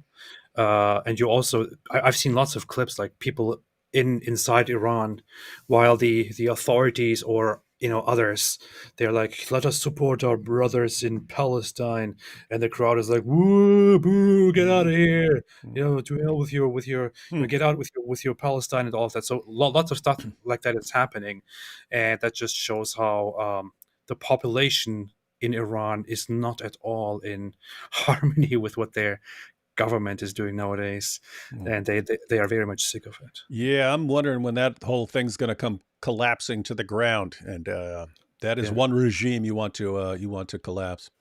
There's also the last elections. The participation in the elections was at record low. I think like most of the country didn't even bother voting because they thought, what's the point? I never have heard young Earth people also add to 6,000 year Earth, with Adam living 933 years and Enoch 365 and all others who live for 300 years. Yeah, I don't particularly study this thing, but I mean, if anyone wants to explain everything to us, be happy to listen, and IP could be enraged about it. Alhamdulillah. In 9/11, fetus AP, were you still a baby? In 9/11, fetus AP was still eating his meth-infused Choco Cola with sauerkraut and bratwurst. On another note, AP, Turkish Rehat Lokum is the bomb. It's quite sweet, but too much. Did you eat sauerkraut and bratwurst? No, I didn't. Oh, then you're not German. Can't do that. I was actually, I was an adolescent. We should go to a Turkish restaurant one day, and you can show us what is actually legit Turkish food. We should. You'll probably have a stomach ache. That's what happened when I took my wife to Turkish food. They use a lot of oil and stuff. When Muslims saying the Bible is corrupted, it makes me laugh. On the other hand, the Quran could be corrupted because Allah speaks one language. Yeah, so, you got a lot of corrupting in 66 books spread all over the world. Adolfo says, blessings and much love to David and AP. Hopefully my guy Golden Showers Hijab is watching. Oh, whoops, I forgot to click on it. Where is it? Adolfo, Golden Showers Hijab. Wonder why people call him that. Samuel says, it's a super sticker. Thanks. DJ says, Yasser Qadi, the more I learn of this D Wood guy. Oh. DJ. So Yasser Qadi would say, the more I learn of this D Wood guy, the more I think he's a real jerk. Oh, but do it in the Norm voice. You know what they're talking about? I don't know. Norm Macdonald. Norm Macdonald, he had this gift of understatement. He'd go, people always say, I'm talking about the nonsense. I decided to study that Hitler guy, and the more I read about him, the more I think this guy's a real jerk. But he put it like that. Yeah. That's good. Eric says, what is your opinion about a new Bible is a book published in 1882 purporting to contain new revelations? Yeah, no idea. Never heard of that. So I wouldn't have any thoughts on that. Giovanni says, what do you guys think of the intelligence sources tasked with hunting down Osama that all say the same thing, that the most dangerous thing about him was that he was calm, collective, and incredibly intelligent? I mean, that would seem accurate. That's who you worry about. Those are generally the guys who can make long-term plans and hide and things like that. This is so funny. I'm reading about this right now. What? Osborne, a New Bible, 1882, written by an American dentist who reported it to have been written by automatic writing. So where he just writes without thinking. Interesting. It's fun. Hi all, new to the channel, but am already a big fan. That's cool. Can you speak on the problem of cousin marriages in Islam or how it is addressed in Islam? Don't you have a video on that, or is that someone else? Yeah, I do. I have a video on that I made like many You want to years share ago. that in the chat real quick? No. Well, hey, yeah, it kind of depends on the area, but it's accepted in Islam, and you go to places like Pakistan, it's a huge problem because. Yeah, it's over 50% in Pakistan, I believe. It's cousin marriage. And that has, well, look at Pakistan, ladies and gentlemen. There are consequences of cousin marriage. Paul says, David Wood thinks he has God on his side. AP has reason, logic, and being an ex-Muslim, I trust AP more than D Wood. I do love D Wood. BS, though. Well, everyone is free in the West to believe stupid things, Paul. So you're allowed to side with AP over me. Alhamdulillah. It's beautiful. Felt well said. Julio says, hello, handsome people, and hello, David. That's funny. You hear that? Hello, handsome people, and hello, David. AP, you need to read up a ton of philosophical atheism. I do not want you going theist. Just kidding. You do you. Thank you. Thank you. Philosophical atheism. Then we go to the classical atheism, to the old ones. Philosophical atheism. If that's not an oxymoron. Did you ever study those guys? Did you ever like study? I don't know. Who? What is it? Feuerbach? No. I don't know. Let's talk about the oldest ones. I remember Feuerbach. Was that the guy who said? I mean, he quoted in ancient Greek, but I think he was the one who's talking about if horses could make a god, they would make a god like a horse. Wait, was that Feuerbach? I'm trying to remember. I remember. Yeah, I remember. Feuerbach. I never read It was a long anything time ago. from those people, but I don't know. That's funny. AP needs to read the entire New Testament. I'm being lazy. I have. I should. I think I read most or all of the Gospels, but I'm pretty sure I have read near to nothing outside of the Gospels in the New Testament. Well, that explains why you're still an atheist. Where's the video about Muhammad Ali tricked into Islam? I think that's still on my old channel, which I gave to Hatun. So if you go to Hatun Tash DCCI Ministries, that's my old channel, and I think I left that video up. I left some of the videos that weren't getting ridiculous flags constantly. I left some of those up.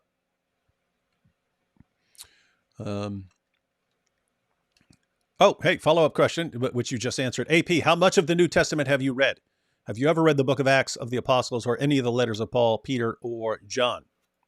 I'm pretty sure, aside from looking up specific sources here and there when answering certain things, or just trying to find a reference to something, I looked up certain parts of those, but I never really read any of those.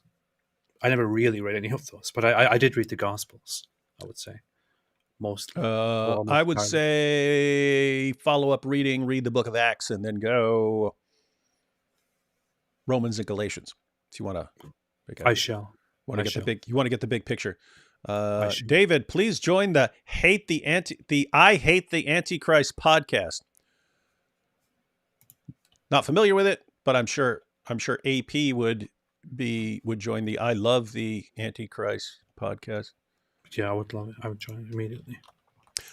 Here we got it. Don Taylor. I missed the repentance part of her conversion. There you have it, ladies and gentlemen. You've always got the people who are like, okay, she comes from a massively messed up Islamic background, becomes an atheist, hangs out with the new atheists all this time, then declares that she's a Christian, but says, I'm going to church. I don't know enough about it. And then, she didn't get it right.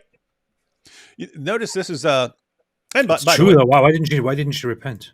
Yeah, and this is a pretty natural reaction. I've seen it from lots of Christians all over the internet. But the parallel This kind of thinking, like, hey, we cannot acknowledge any sort of progress in a person's views. And you just got to be finished final product, and that's all that matters.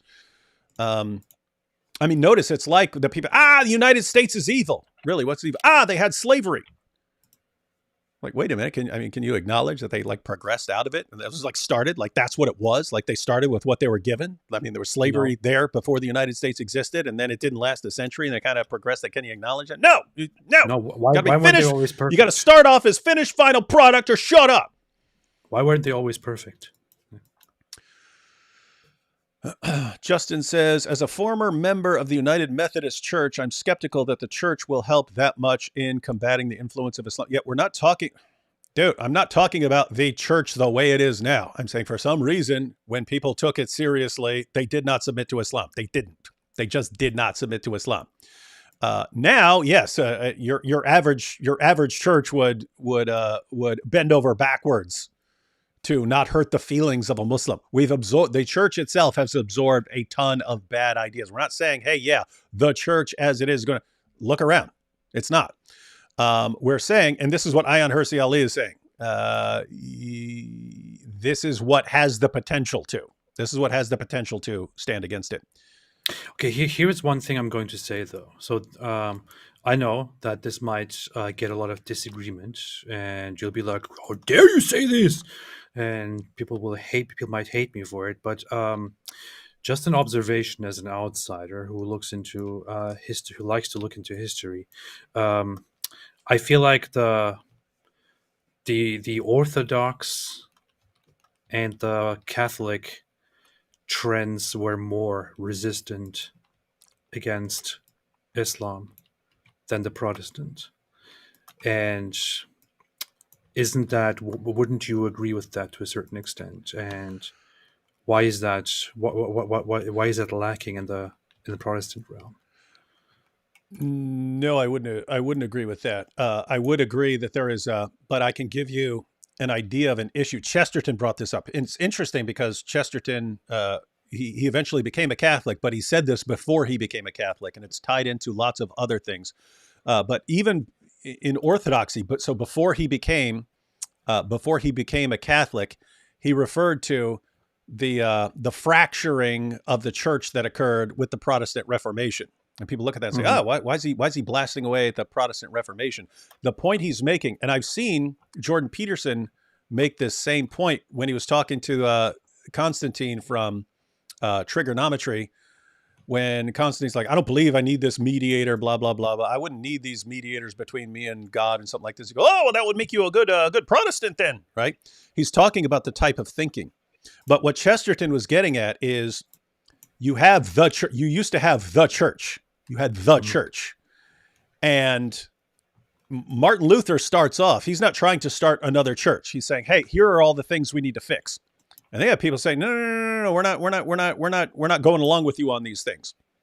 And then so it gets to a point where, okay, I'm no longer offering an internal critique. We're separating. We need to be separate, right? And notice, I don't know what else you do if you say, hey, I cannot be, I disagree with you. I do not believe that some of the things you're saying are actually correct, and you're not willing to fix them. And therefore I just have to go start my own thing. But what Chesterton's getting at is, so now notice you have another church. So you got the church and you got this other church. But notice the pattern you just set. We have disagreements, we split. We don't keep it together and settle our disagreements, we split. So what happens? Okay, well, are you going to have disagreements within Protestantism? Yeah, so what do you do? Well, okay, I disagree with you about this. All right, split again. I disagree with you again. Now split again. And eventually you're just totally fractured, right? And so that's kind of Chesterton's position. Then you end up with, you've got the Catholic Church, and then you have like a ton of different Protestant churches. Mm-hmm. And so you lack the danger is you eventually get to a point where, oh, you believe in having the flowers on that side of the stage. I prefer my flowers on this side of the stage. Therefore, we need to separate and have two different churches, and you can have the flowers on that side and I'll have the flowers on this side. And we need to separate over everything until it's just, what do you prefer as a person? Let's have a church for whatever you happen to prefer. And so you end up with a kind of fracturing. Now, once that has gone on long enough, it's like you don't have something that really stands united against something else. So I would say that towards the beginning, before it had kept fracturing a ton, Protestants would not have given an inch to Islam, but you do have this tendency to split up into more and more denominations, which kind of lack a kind of unity after that. Yeah. Okay, that makes sense. Arctic Canyon says, "I'm anything. Does AP believe in me?" because I said you'll believe in anything for the year. Oh yeah. Yeah, of course. So good. Yeah. Joshua says, "I wish there was a book to warn against and look for false teachers and fake people exploiting the poor, widowed, and the orphans." Yeah, we definitely need to look for a book like that. Never heard of that. AP, you need to read better atheology. Yeah, enough of this, all this negative Nancy stuff. Schopenhauer. Chasen says, "Check my playlist, God's Bible Evidences, the archaeological, historical, and scientific evidences that the Bible, the biblical God is the only God and Jesus is Lord." So we've got a playlist there. Nice. Gunna says, "Notice Ecclesiastes summarized in conclusion is to fear God and keep his commandments being the whole duty of man." AP is yet to justify Ecclesiastes as his favorite, because that is the conclusion, right? So, hey, I did this, that turned out to be meaningless. I did that tends to be meaningless. I did that turned out to be meaningless. And so at the end of the day, fear God, no But pain. you know why I loved Ecclesiastes as soon as I heard it, or as soon as I read it. I feel like it was such a huge difference from what I understood Scripture to be. In Islam. Because it is such a deep contemplation, and a very old and deep contemplation of the meaning of everything you're doing. Because in Islam you don't get that. In Islam you just get, Allah wants this from you, Allah wants that from you, and if you don't believe, then you're stupid and you are sick and Allah hates you and this and that, and that's what you get. And then I open Ecclesiastes and I get an actual long and deep contemplation about why exactly am I doing what I'm doing? Everything seems meaningless, and that is not something that you can ever find in Islamic texts, and that was very, very impressive to me, and I still find it very, very deep and very, very nice. Yeah, and I read Ecclesiastes shortly after I became a Christian. I had read Politics in the English Language, so I'd seen quotes from Ecclesiastes, but I read it a little, a month or two after I became a Christian. And the reason I found it fascinating was, like, I had concluded that life was meaningless before I became a Christian. So it was almost like it was mocking my beliefs, right? Like mocking what I had just abandoned and stuff. And anyway, I thought it was cool. Yeah. The real Mescriz here says the Earth is 9 years old. Didn't expect that combo. People keep combining all the different stuff. Danilo says, Islam is the fake religion that God warned us about. All that Muhammad did and stands for is exactly what Satan would want to do to corrupt humanity. Yeah, I mean, it does look. I mean, if you were to look at the New Testament concept of a false prophet and what a false prophet is going to do, it would look a lot like Islam. And I've mentioned this before, that, Muhammad comes along, hey, you Christians, hey, I agree with you. God exists. I agree with you. God sent prophets. I agree with you. Jesus is born of a virgin. I agree with you. He performed all these miracles. I agree with you. He's the Messiah. I agree with you. He's going to come back. Only problem is he didn't die on the cross for sins. He didn't rise from the dead. And he's not Lord. It's like, wait, AP, if you eventually read the book of Acts, that's the core of the Christian gospel. And we're told that false prophets are going to come and are going to corrupt that. And you say, well, why not corrupt everything? Why not corrupt absolutely everything? Well, it's been pointed out, like, the job of a counterfeiter, a good counterfeiter, is to make it as much like what's authentic as possible while still being counterfeit and so on. So the response to Muhammad should be, my goodness, we've been waiting for you. You are like the perfect example of what a false prophet is supposed to be. Yeah, where have you been all our lives? The ultimate false prophet. The next Zakernike here says, David, if you watch Ken Ham and Ken Hovind, they will convince you that the earth is young. They will destroy you. Joking. Will humiliate you. He says, joking, I'm leaning towards young earth creation. And what's funny is, like, You got the people who are enraged at Ken Ham and Ken Hovind. So these are like the young Earth guys. I don't know. I like them. I kind of like them all. Like I totally like people who who might disagree with me or have other positions and so on. I was like, okay, I get your point. I see. Okay, you're saying, hey, we're Genesis says this. A bunch of scientists who change their mind all the time say something else. I'll go with Genesis.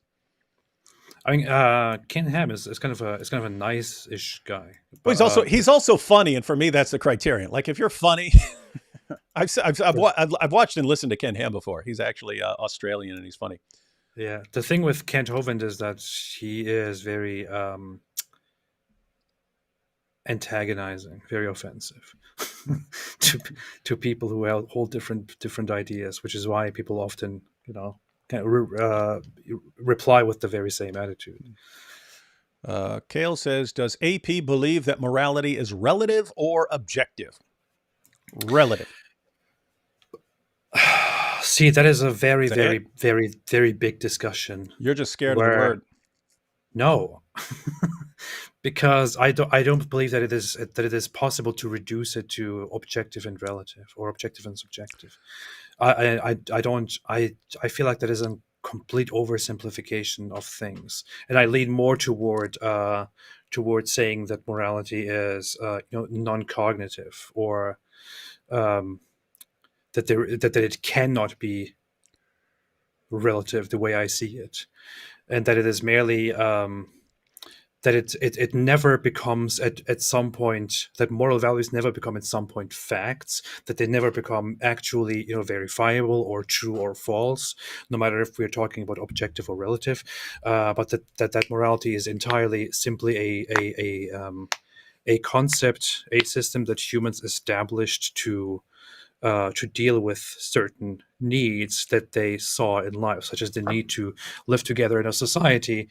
They adopted certain ideas to which they then established rules and acted as if those rules were self-explanatory or natural, or that's just the natural order of things, or my morals are better than your morals. But in the end, at the root of all of it, they are just expressions of people's feelings. Of what they think is and isn't good, and some people call that emotivism, for example. That is one way of understanding it. But the issue is, I find the whole discussion of objectivism and relativism way too much of an oversimplification. Except everything you just said shows that you believe it's relative. So no, there is a difference, though. There is a difference here. There is a very clear difference here. But I would have. And that's also the thing. Like, if you look at it from the outside, you would say, well, but that is relativism. Okay, yes, you might say that is relativism, but from the very perspective itself, which is actually what matters here, it is not relativism. From the perspective, like from the non-cognitivist perspective, you could say relativism is objectively true. But I don't agree with either of them. I think they're both not entirely correct. So whatever, long discussion. I talked about this in my whole Muhammad hijab video a long time ago, and it already took like half the video. Where you defended incest and cousin marriage? No. That's what I heard from them. Anyway, Abdu says, I think the genealogy of Jesus in Luke 3 is proof for a young earth theology. A young earther might say that, but an old earther would say there's more evidence involved that you have to consider.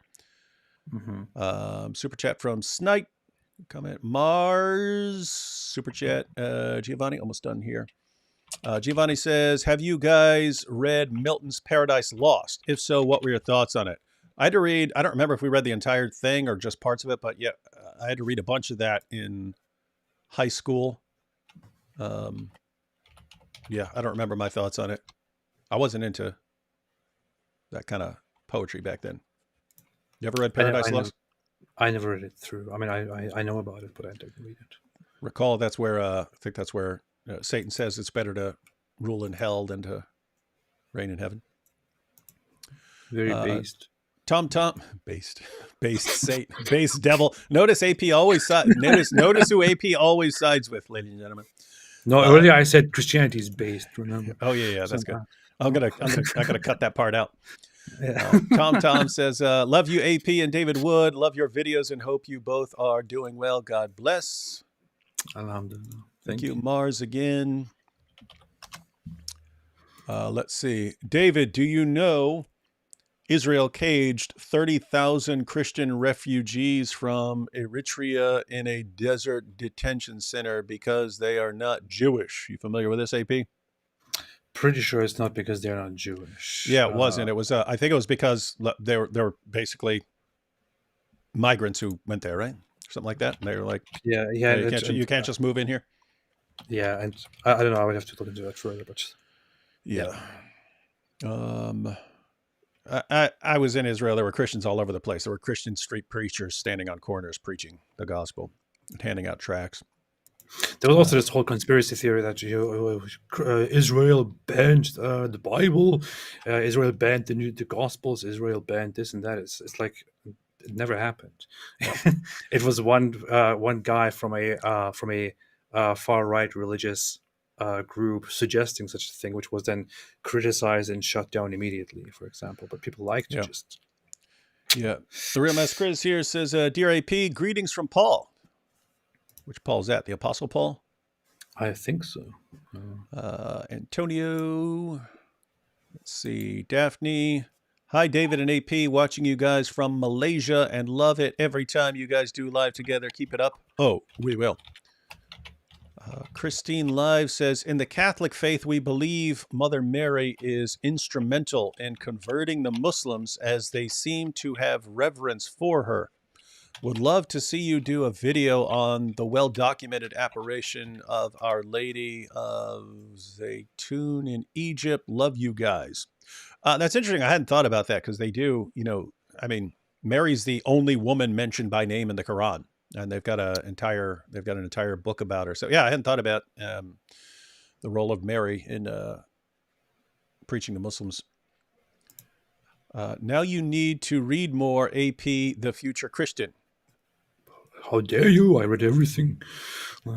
Everyone's got reading lists for AP. Like there's been like 20 things you're supposed to read. Tom S says, what's your opinion on the Matrix reincarnation soul trap? What? Not familiar with it. Justin Smiley, as a Christian, I worry about the continuous splitting, and yet I split from the UMC. Is there any closing of that leather strap? Yeah, that's a rough one because again, Chesterton, he became a Catholic. He said it before he became a Catholic, but he acknowledged the issue. Once you start. On the one hand, there's kind of a slippery slope fallacy. You can't say, okay, if I split it all, then the danger is we'll just split into a million little pieces. But, it is an issue. And what the result is, and it doesn't just happen in Christianity, but it has an impact on everyone else in Western society. We have this disagreement, so we split into two things. It is not an internal critique and an internal discussion. We just keep splitting. The result is that you have all these different churches that emphasize these different things, and then you kind of miss the whole package. But it doesn't just stop with Christianity. Then everyone ends up with their own little virtue that is now separated from everything else, and it's just its own little thing. And then they'll treat it like an idol, and so you end up with a fractured society. Not just a fractured church, a fractured society where different groups rally around certain values and so on and treat them like idols and don't care about anything else because there's nothing that connects them anymore. And the people bowed and prayed to the neon god they made. And the people bowed and prayed. Ben says, David and AP, you all are great. We know. Just wanted to show my appreciation and gratitude for your work and your efforts. I think we don't know that. Into taking down Islam. Joshua says, any Christian dismissing Ayaan Hirsi Ali and Kat Von D, Philippians 1:6, if we are born again, sanctification is a process. Also, don't let Muhammad Hijab hear you say, God hole, they sexualize everything. Yeah, you got to worry about what you say around these pervert Dawa guys. So for the Christians who are like, I mean, I'm not even clear on whether she believes in God. So, I mean, it's not clear that she is it doesn't look like she's a Christian in any traditional Christian sense of the term. I'm looking at this like, well, let me just give you an example. So this was years ago, maybe, I don't know, I'd have to look it up, but maybe 2012 or something. I did a debate at Columbia University, and I was hanging out with some atheists afterwards. They were all Asian atheist students. And we were hanging out afterwards, maybe 5 or 6 of them. And they kept asking me, why do you believe this? Why do you believe that? And so on. Anyway, gave them a short version of my testimony and so on. And then we're talking about various arguments. And then one of them finally says, he goes, yeah, I'm just going to be honest. I don't care about whether it's true. I just care that it's bad. And he said that. And so, and I was shocked by this because, you know, this isn't too far away from when I was, you know, a young atheist and so on, but that was totally foreign to me. It was like, wait a minute. I mean, I was an atheist because I didn't believe, but it mattered to me. But the main concern is whether it's true or not, right? If it's true, then okay, I'm going to believe it. It being bad would be a secondary concern, but for them, it was the main concern. But anyway, I'm sitting there with these students and I was like surprised that he said, I don't care if it's true. I just care that it's bad. And I went down the line and and I said, do you agree with that? And the next atheist agreed. And I went to the next one.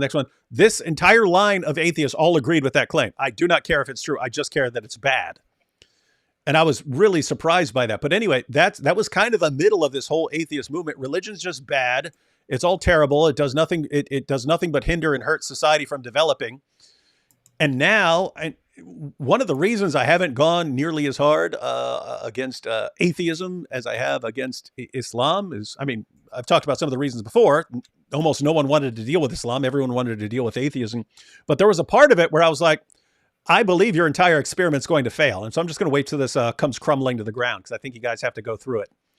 And now it's crumbling to the ground. Now you have people who were prominent atheists all of a sudden saying, actually, guys, I'm going to church now because this sucks. What we've come up with sucks. And then... Well, they were never real atheists to begin with. The real atheism is not like this. Nobody leaves atheism. Atheism didn't leave her. No, other way around. Sorry. Wrong. Yeah, so... oh, whoops, did I forget to put that comment up there? Yeah. You did. As far as but she's not on board with all this. She doesn't have Christianity right yet. I mean, guys, do not underestimate the importance. If you've got all these atheists saying, I don't care if it's true or not, I care that it's bad. But then they decide that it's not bad anymore so that they can actually examine whether they believe in it or not. That's kind of a huge step. So I wouldn't be flipping out and being terribly negative over that. How dare she not hold the right beliefs? Yeah, but the issue is that the average person doesn't necessarily hold the best ideas about whatever belief they have, right? So I'm sure you would agree with that, right? And yeah, I would say people underestimate the number of people who are just, you know, they grew up as a Christian and they haven't really thought through everything. And so you have a range of people. And I mean, a woman who just came out and said, okay, now I got the Muslims, I've had the Muslims after me for a while. And now I'm going to have to deal with the new atheists, but you know, all right, I'm a Christian now. I don't know. I wouldn't be, but you don't have this right. You didn't subscribe to the Baptist Convention of 1832. No, I understand. I'm kind of joking because that what we've read in this article, that is not actually a Christian yet. But again, I'm looking in terms of, my goodness, look where she came from, then what she jumps into, and now what she's saying now. It looks like she's on a pretty awesome path. And as much as people like AP want to sit back and cry, I can't believe it, she's betrayed the atheist community. She was never a real atheist. You little weakling, you are never a real atheist. Get the rocks. So the thing is also with many of the atheists, especially with the whole new atheist trend, lots of people, lots of them, I would say that their idea of atheism is not necessarily grounded in in questioning the nature of things and questioning the world and concluding, oh, you know what? Nope, it doesn't make sense. I conclude hereby that there is no God. It's more a sensational thing. It's more of an emotional issue, more like a rejection of the moral aspects, more like going with the trend, more like saying religion. What do you think this is, 19th century? Yeah. So Yeah. it's most people don't like hold the best Yeah, there's lots of reasons to have certain beliefs. yeah, there's lots of superficial stuff going on where people just kind of go along with the crowd they're in, or what's popular at a time, or something like that, or something they saw in a YouTube video, and it's not a lot of depth to it. And that's true of a lot of people. That's true of people from a lot of different backgrounds. I will say, kind of, that I mean, what she's saying, again, you have issues here, but she's not terribly far off from certain things in the history of Christianity that Christians generally like. I mean, think about like Pascal's wager, where Pascal, who's one of the pioneers of probability theory, says, hey, you don't believe in God? Suppose the odds were like 50-50 of whether God exists or didn't exist. Then, theoretically, you wouldn't say you believe in God because you believe it's just like a 50% chance or something like that. But think about it. If you believe in God and follow God and it turns out to be true, then you'd get eternity. If you follow God and it turns out not to be true, then, well, you haven't lost anything because it's just pointless anyway. But if you don't follow God and God is real and so on, then, I mean, you've just lost a lot. You've lost a lot. You haven't been following the truth. And so he puts everything in terms of like betting categories. Like, if you could wager a bet, and you had a chance of an infinite payoff, you should take that bet. If I said, hey, I'm going to put $10 down, I might win some infinite payoff, you should take that in a heartbeat. But notice, and what he's saying is, this isn't solely about like the truth and what you know. There are other things that are involved in that. Most Christians like things like Pascal's wager. Oh, he's making a good point, because this is eternity involved. You should be taking that more seriously. And even if you weren't sure, well, let me give another example. Thank you for reminding us of the worst argument for God there is. They're all. That's not an argument for God. That was an argument if you were 50-50, taking other considerations. Okay, and there are all sorts of problems with Pascal's wager. Just like, okay, is it 50-50? That's my main thing. It's not 50-50. Yeah, there are other problems. Namely, just believing in God is not like I don't know anyone who thinks just believing in God that's the deciding factor in whether you spend an eternity with God. But the relevant issue there, because you could modify the position to get a better argument. But what he's advocating is called, I think if I recall correctly, it's been a while, but I think it's called doxastic voluntarism, meaning you can decide what to believe. I can just will myself into believing certain things that I want to believe for other reasons. And I had a discussion of that in my dissertation. I think one example I used was, imagine a scenario where your daughter is kidnapped.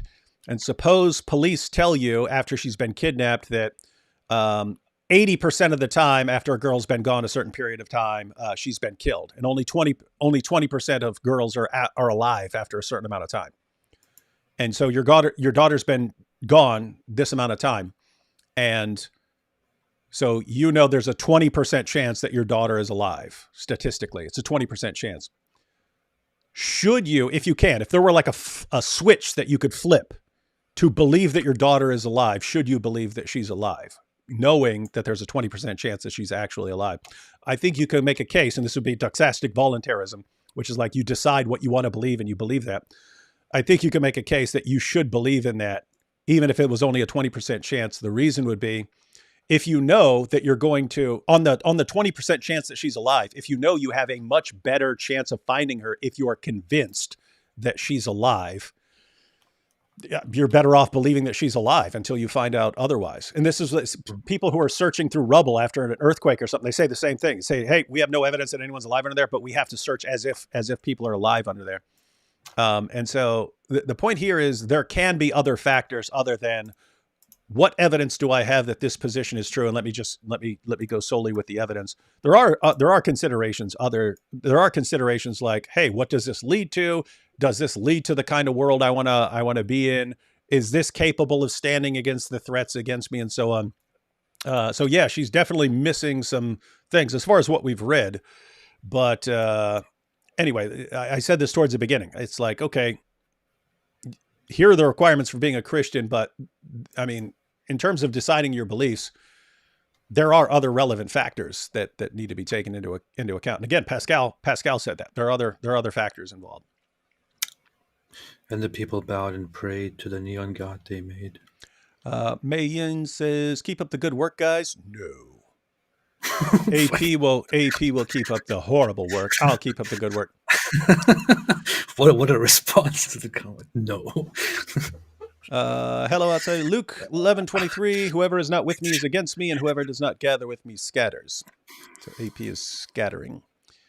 Daphne says, "Hey AP, how did you learn Hebrew? That is weird. I'm curious as I'm a polyglot myself and would like to learn this language." I didn't learn it. I was just trying to read it, and I was actually cheating doing that. So yeah. Cheater! I wish I learned it. I mean, I can read the Cyrillic or Cyrillic, however you want to say it, the Russian scripts. I read the Arabic. I can read some of the Japanese scripts. I learned at some point, for some reason, to read these different scripts without actually learning the language, which is very funny. But yeah, no, I can't speak it. Here we have Mrs. Apostate. What's more likely, AP to become Christian or David to become Roman Catholic?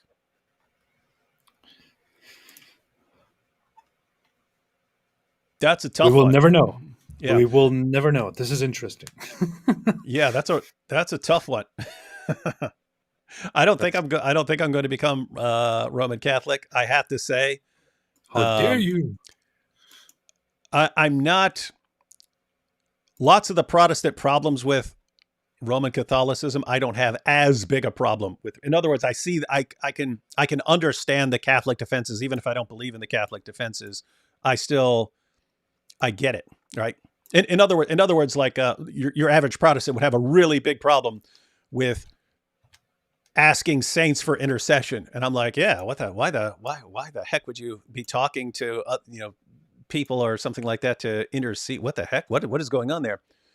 And then, the Catholic defense would be like, hey, what are you talking about? You can ask another Christian. You can ask another Christian to intercede for you. You can ask a Christian. You find that in the Bible. Paul says, hey, pray for us. So if you can ask another Christian to pray for you, why wouldn't you think that you could, talk to someone who's already with the Almighty to pray for you? So anyway, I get things like that. Even like lots of Protestants would have a problem with the communion actually becoming the body and blood of Christ in some sense. And and they say, it's just too weird. It's like, well, that's kind of a lot of the idea behind Christianity is like the supernatural realm entering into our world in some fashion. So I don't, it does sound weird to me too. I interpret it as symbolic, but I can get why this is. Point is, I don't think a lot of the stuff is as big a problem as people think it is for me personally. But yeah, I haven't seen any compelling reason why I should become. Weird is not necessarily an argument. Yeah, you're weird. Giovanni says, my belief system is that everyone should have minority sex. Can't say that around AP. Anakin says, why doesn't AP debate the Pope? What, is he scared? That's a good point.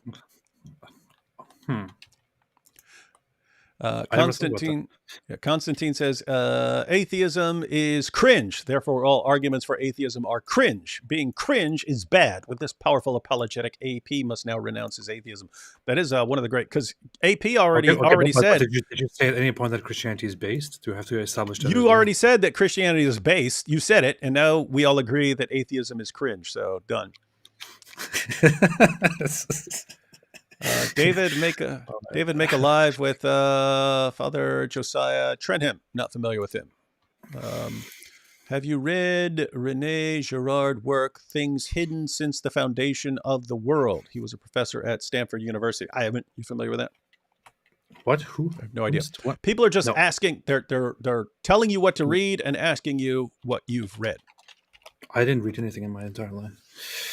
AP, God isn't entirely bound to books. He may come to you through books and philosophers, and he may not, but he will call out to you. D. Wood answered, Andrew Clavin answered, and I pray you will too. We answered the call. You didn't. What's wrong with you?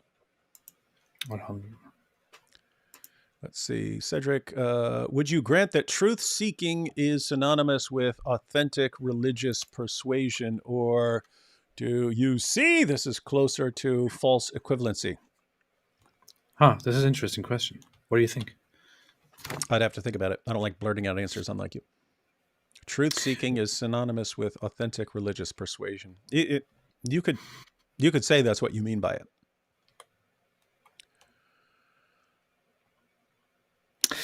Do you then say that this is a noble or good thing? Or do you not put any such value on it at all? Who do you think you're talking to?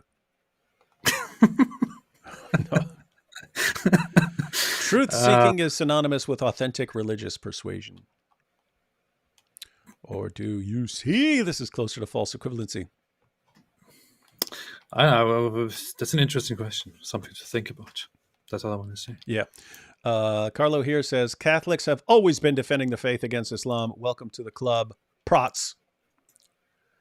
Yep. I would say part of the reason this was more, so Catholics were doing this before you even had the Protestant Reformation, but also the countries that were involved, even after the Protestant Reformation, Spain, France, and then on into Eastern Europe, those were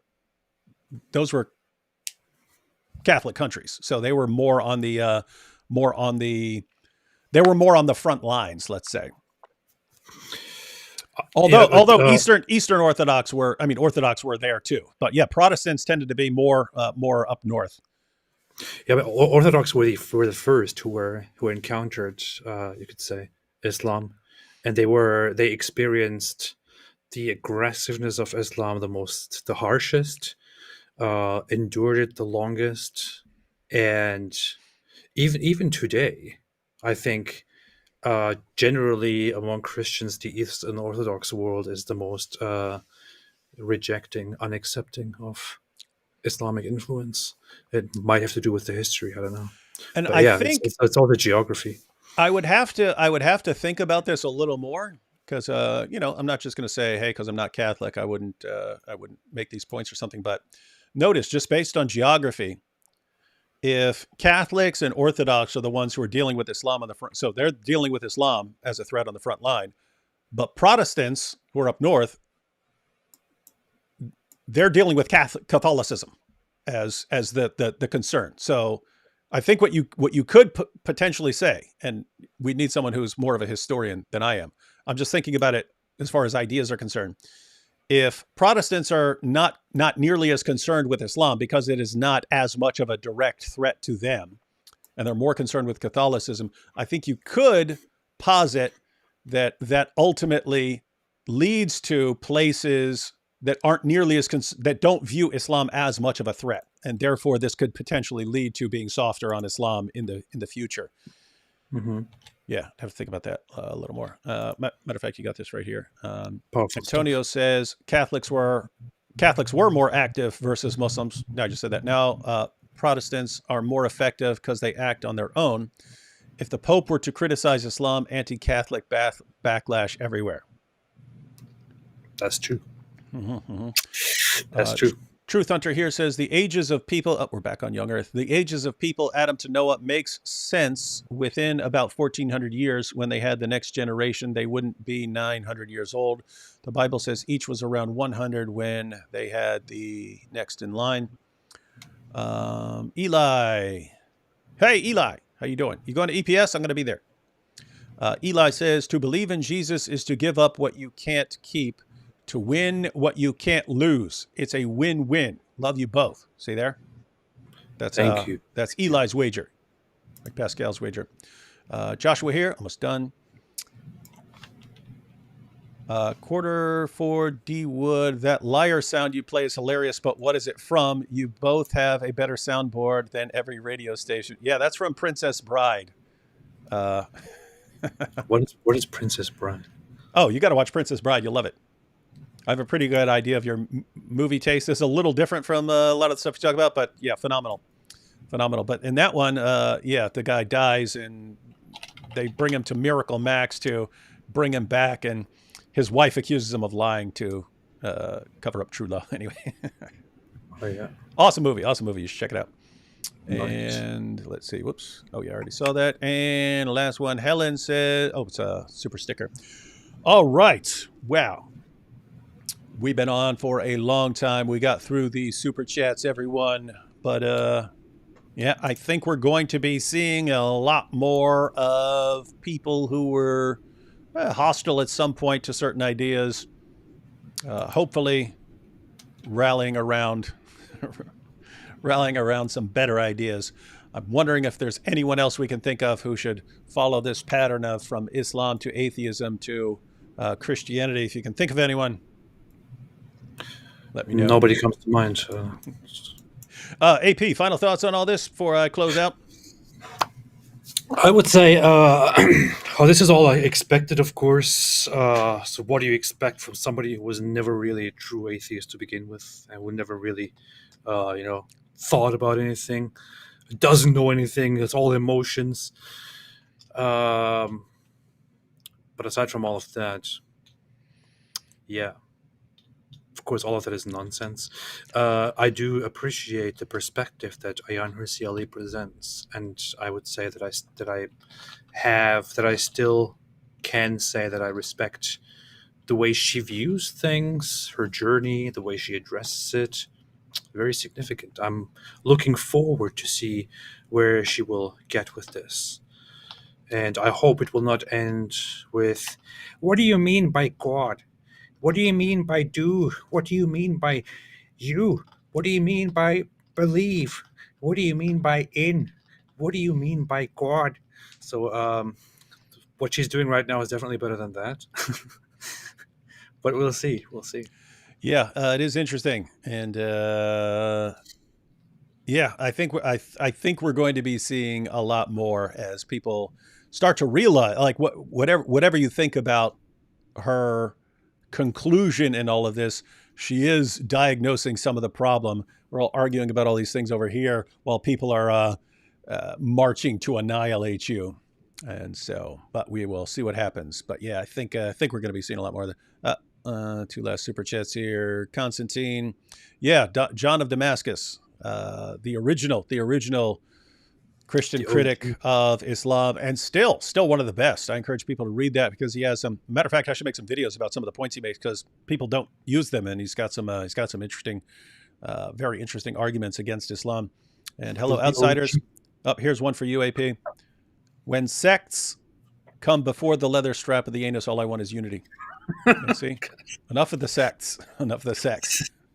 This is the kind of people that watch your channel. Yeah. All right, we need to cut it off quick before people post a bunch of other stuff that's just meant to make AP laugh. All right, so what everyone can hear, what everyone can agree with here, me, AP, Ayaan, everyone, is it can all be summed up in a song, and we got far 4 here. How about no? How about no? I don't buy your Ella. And if we wanted to put it in musical form, what? You just ruined everything. You interrupted the song. You never interrupt the song. You don't interrupt the song. It's fine. Never, ever interrupt the song, AP. Don't talk while the song is ongoing. Don't talk while the song is ongoing. Can't hear the song.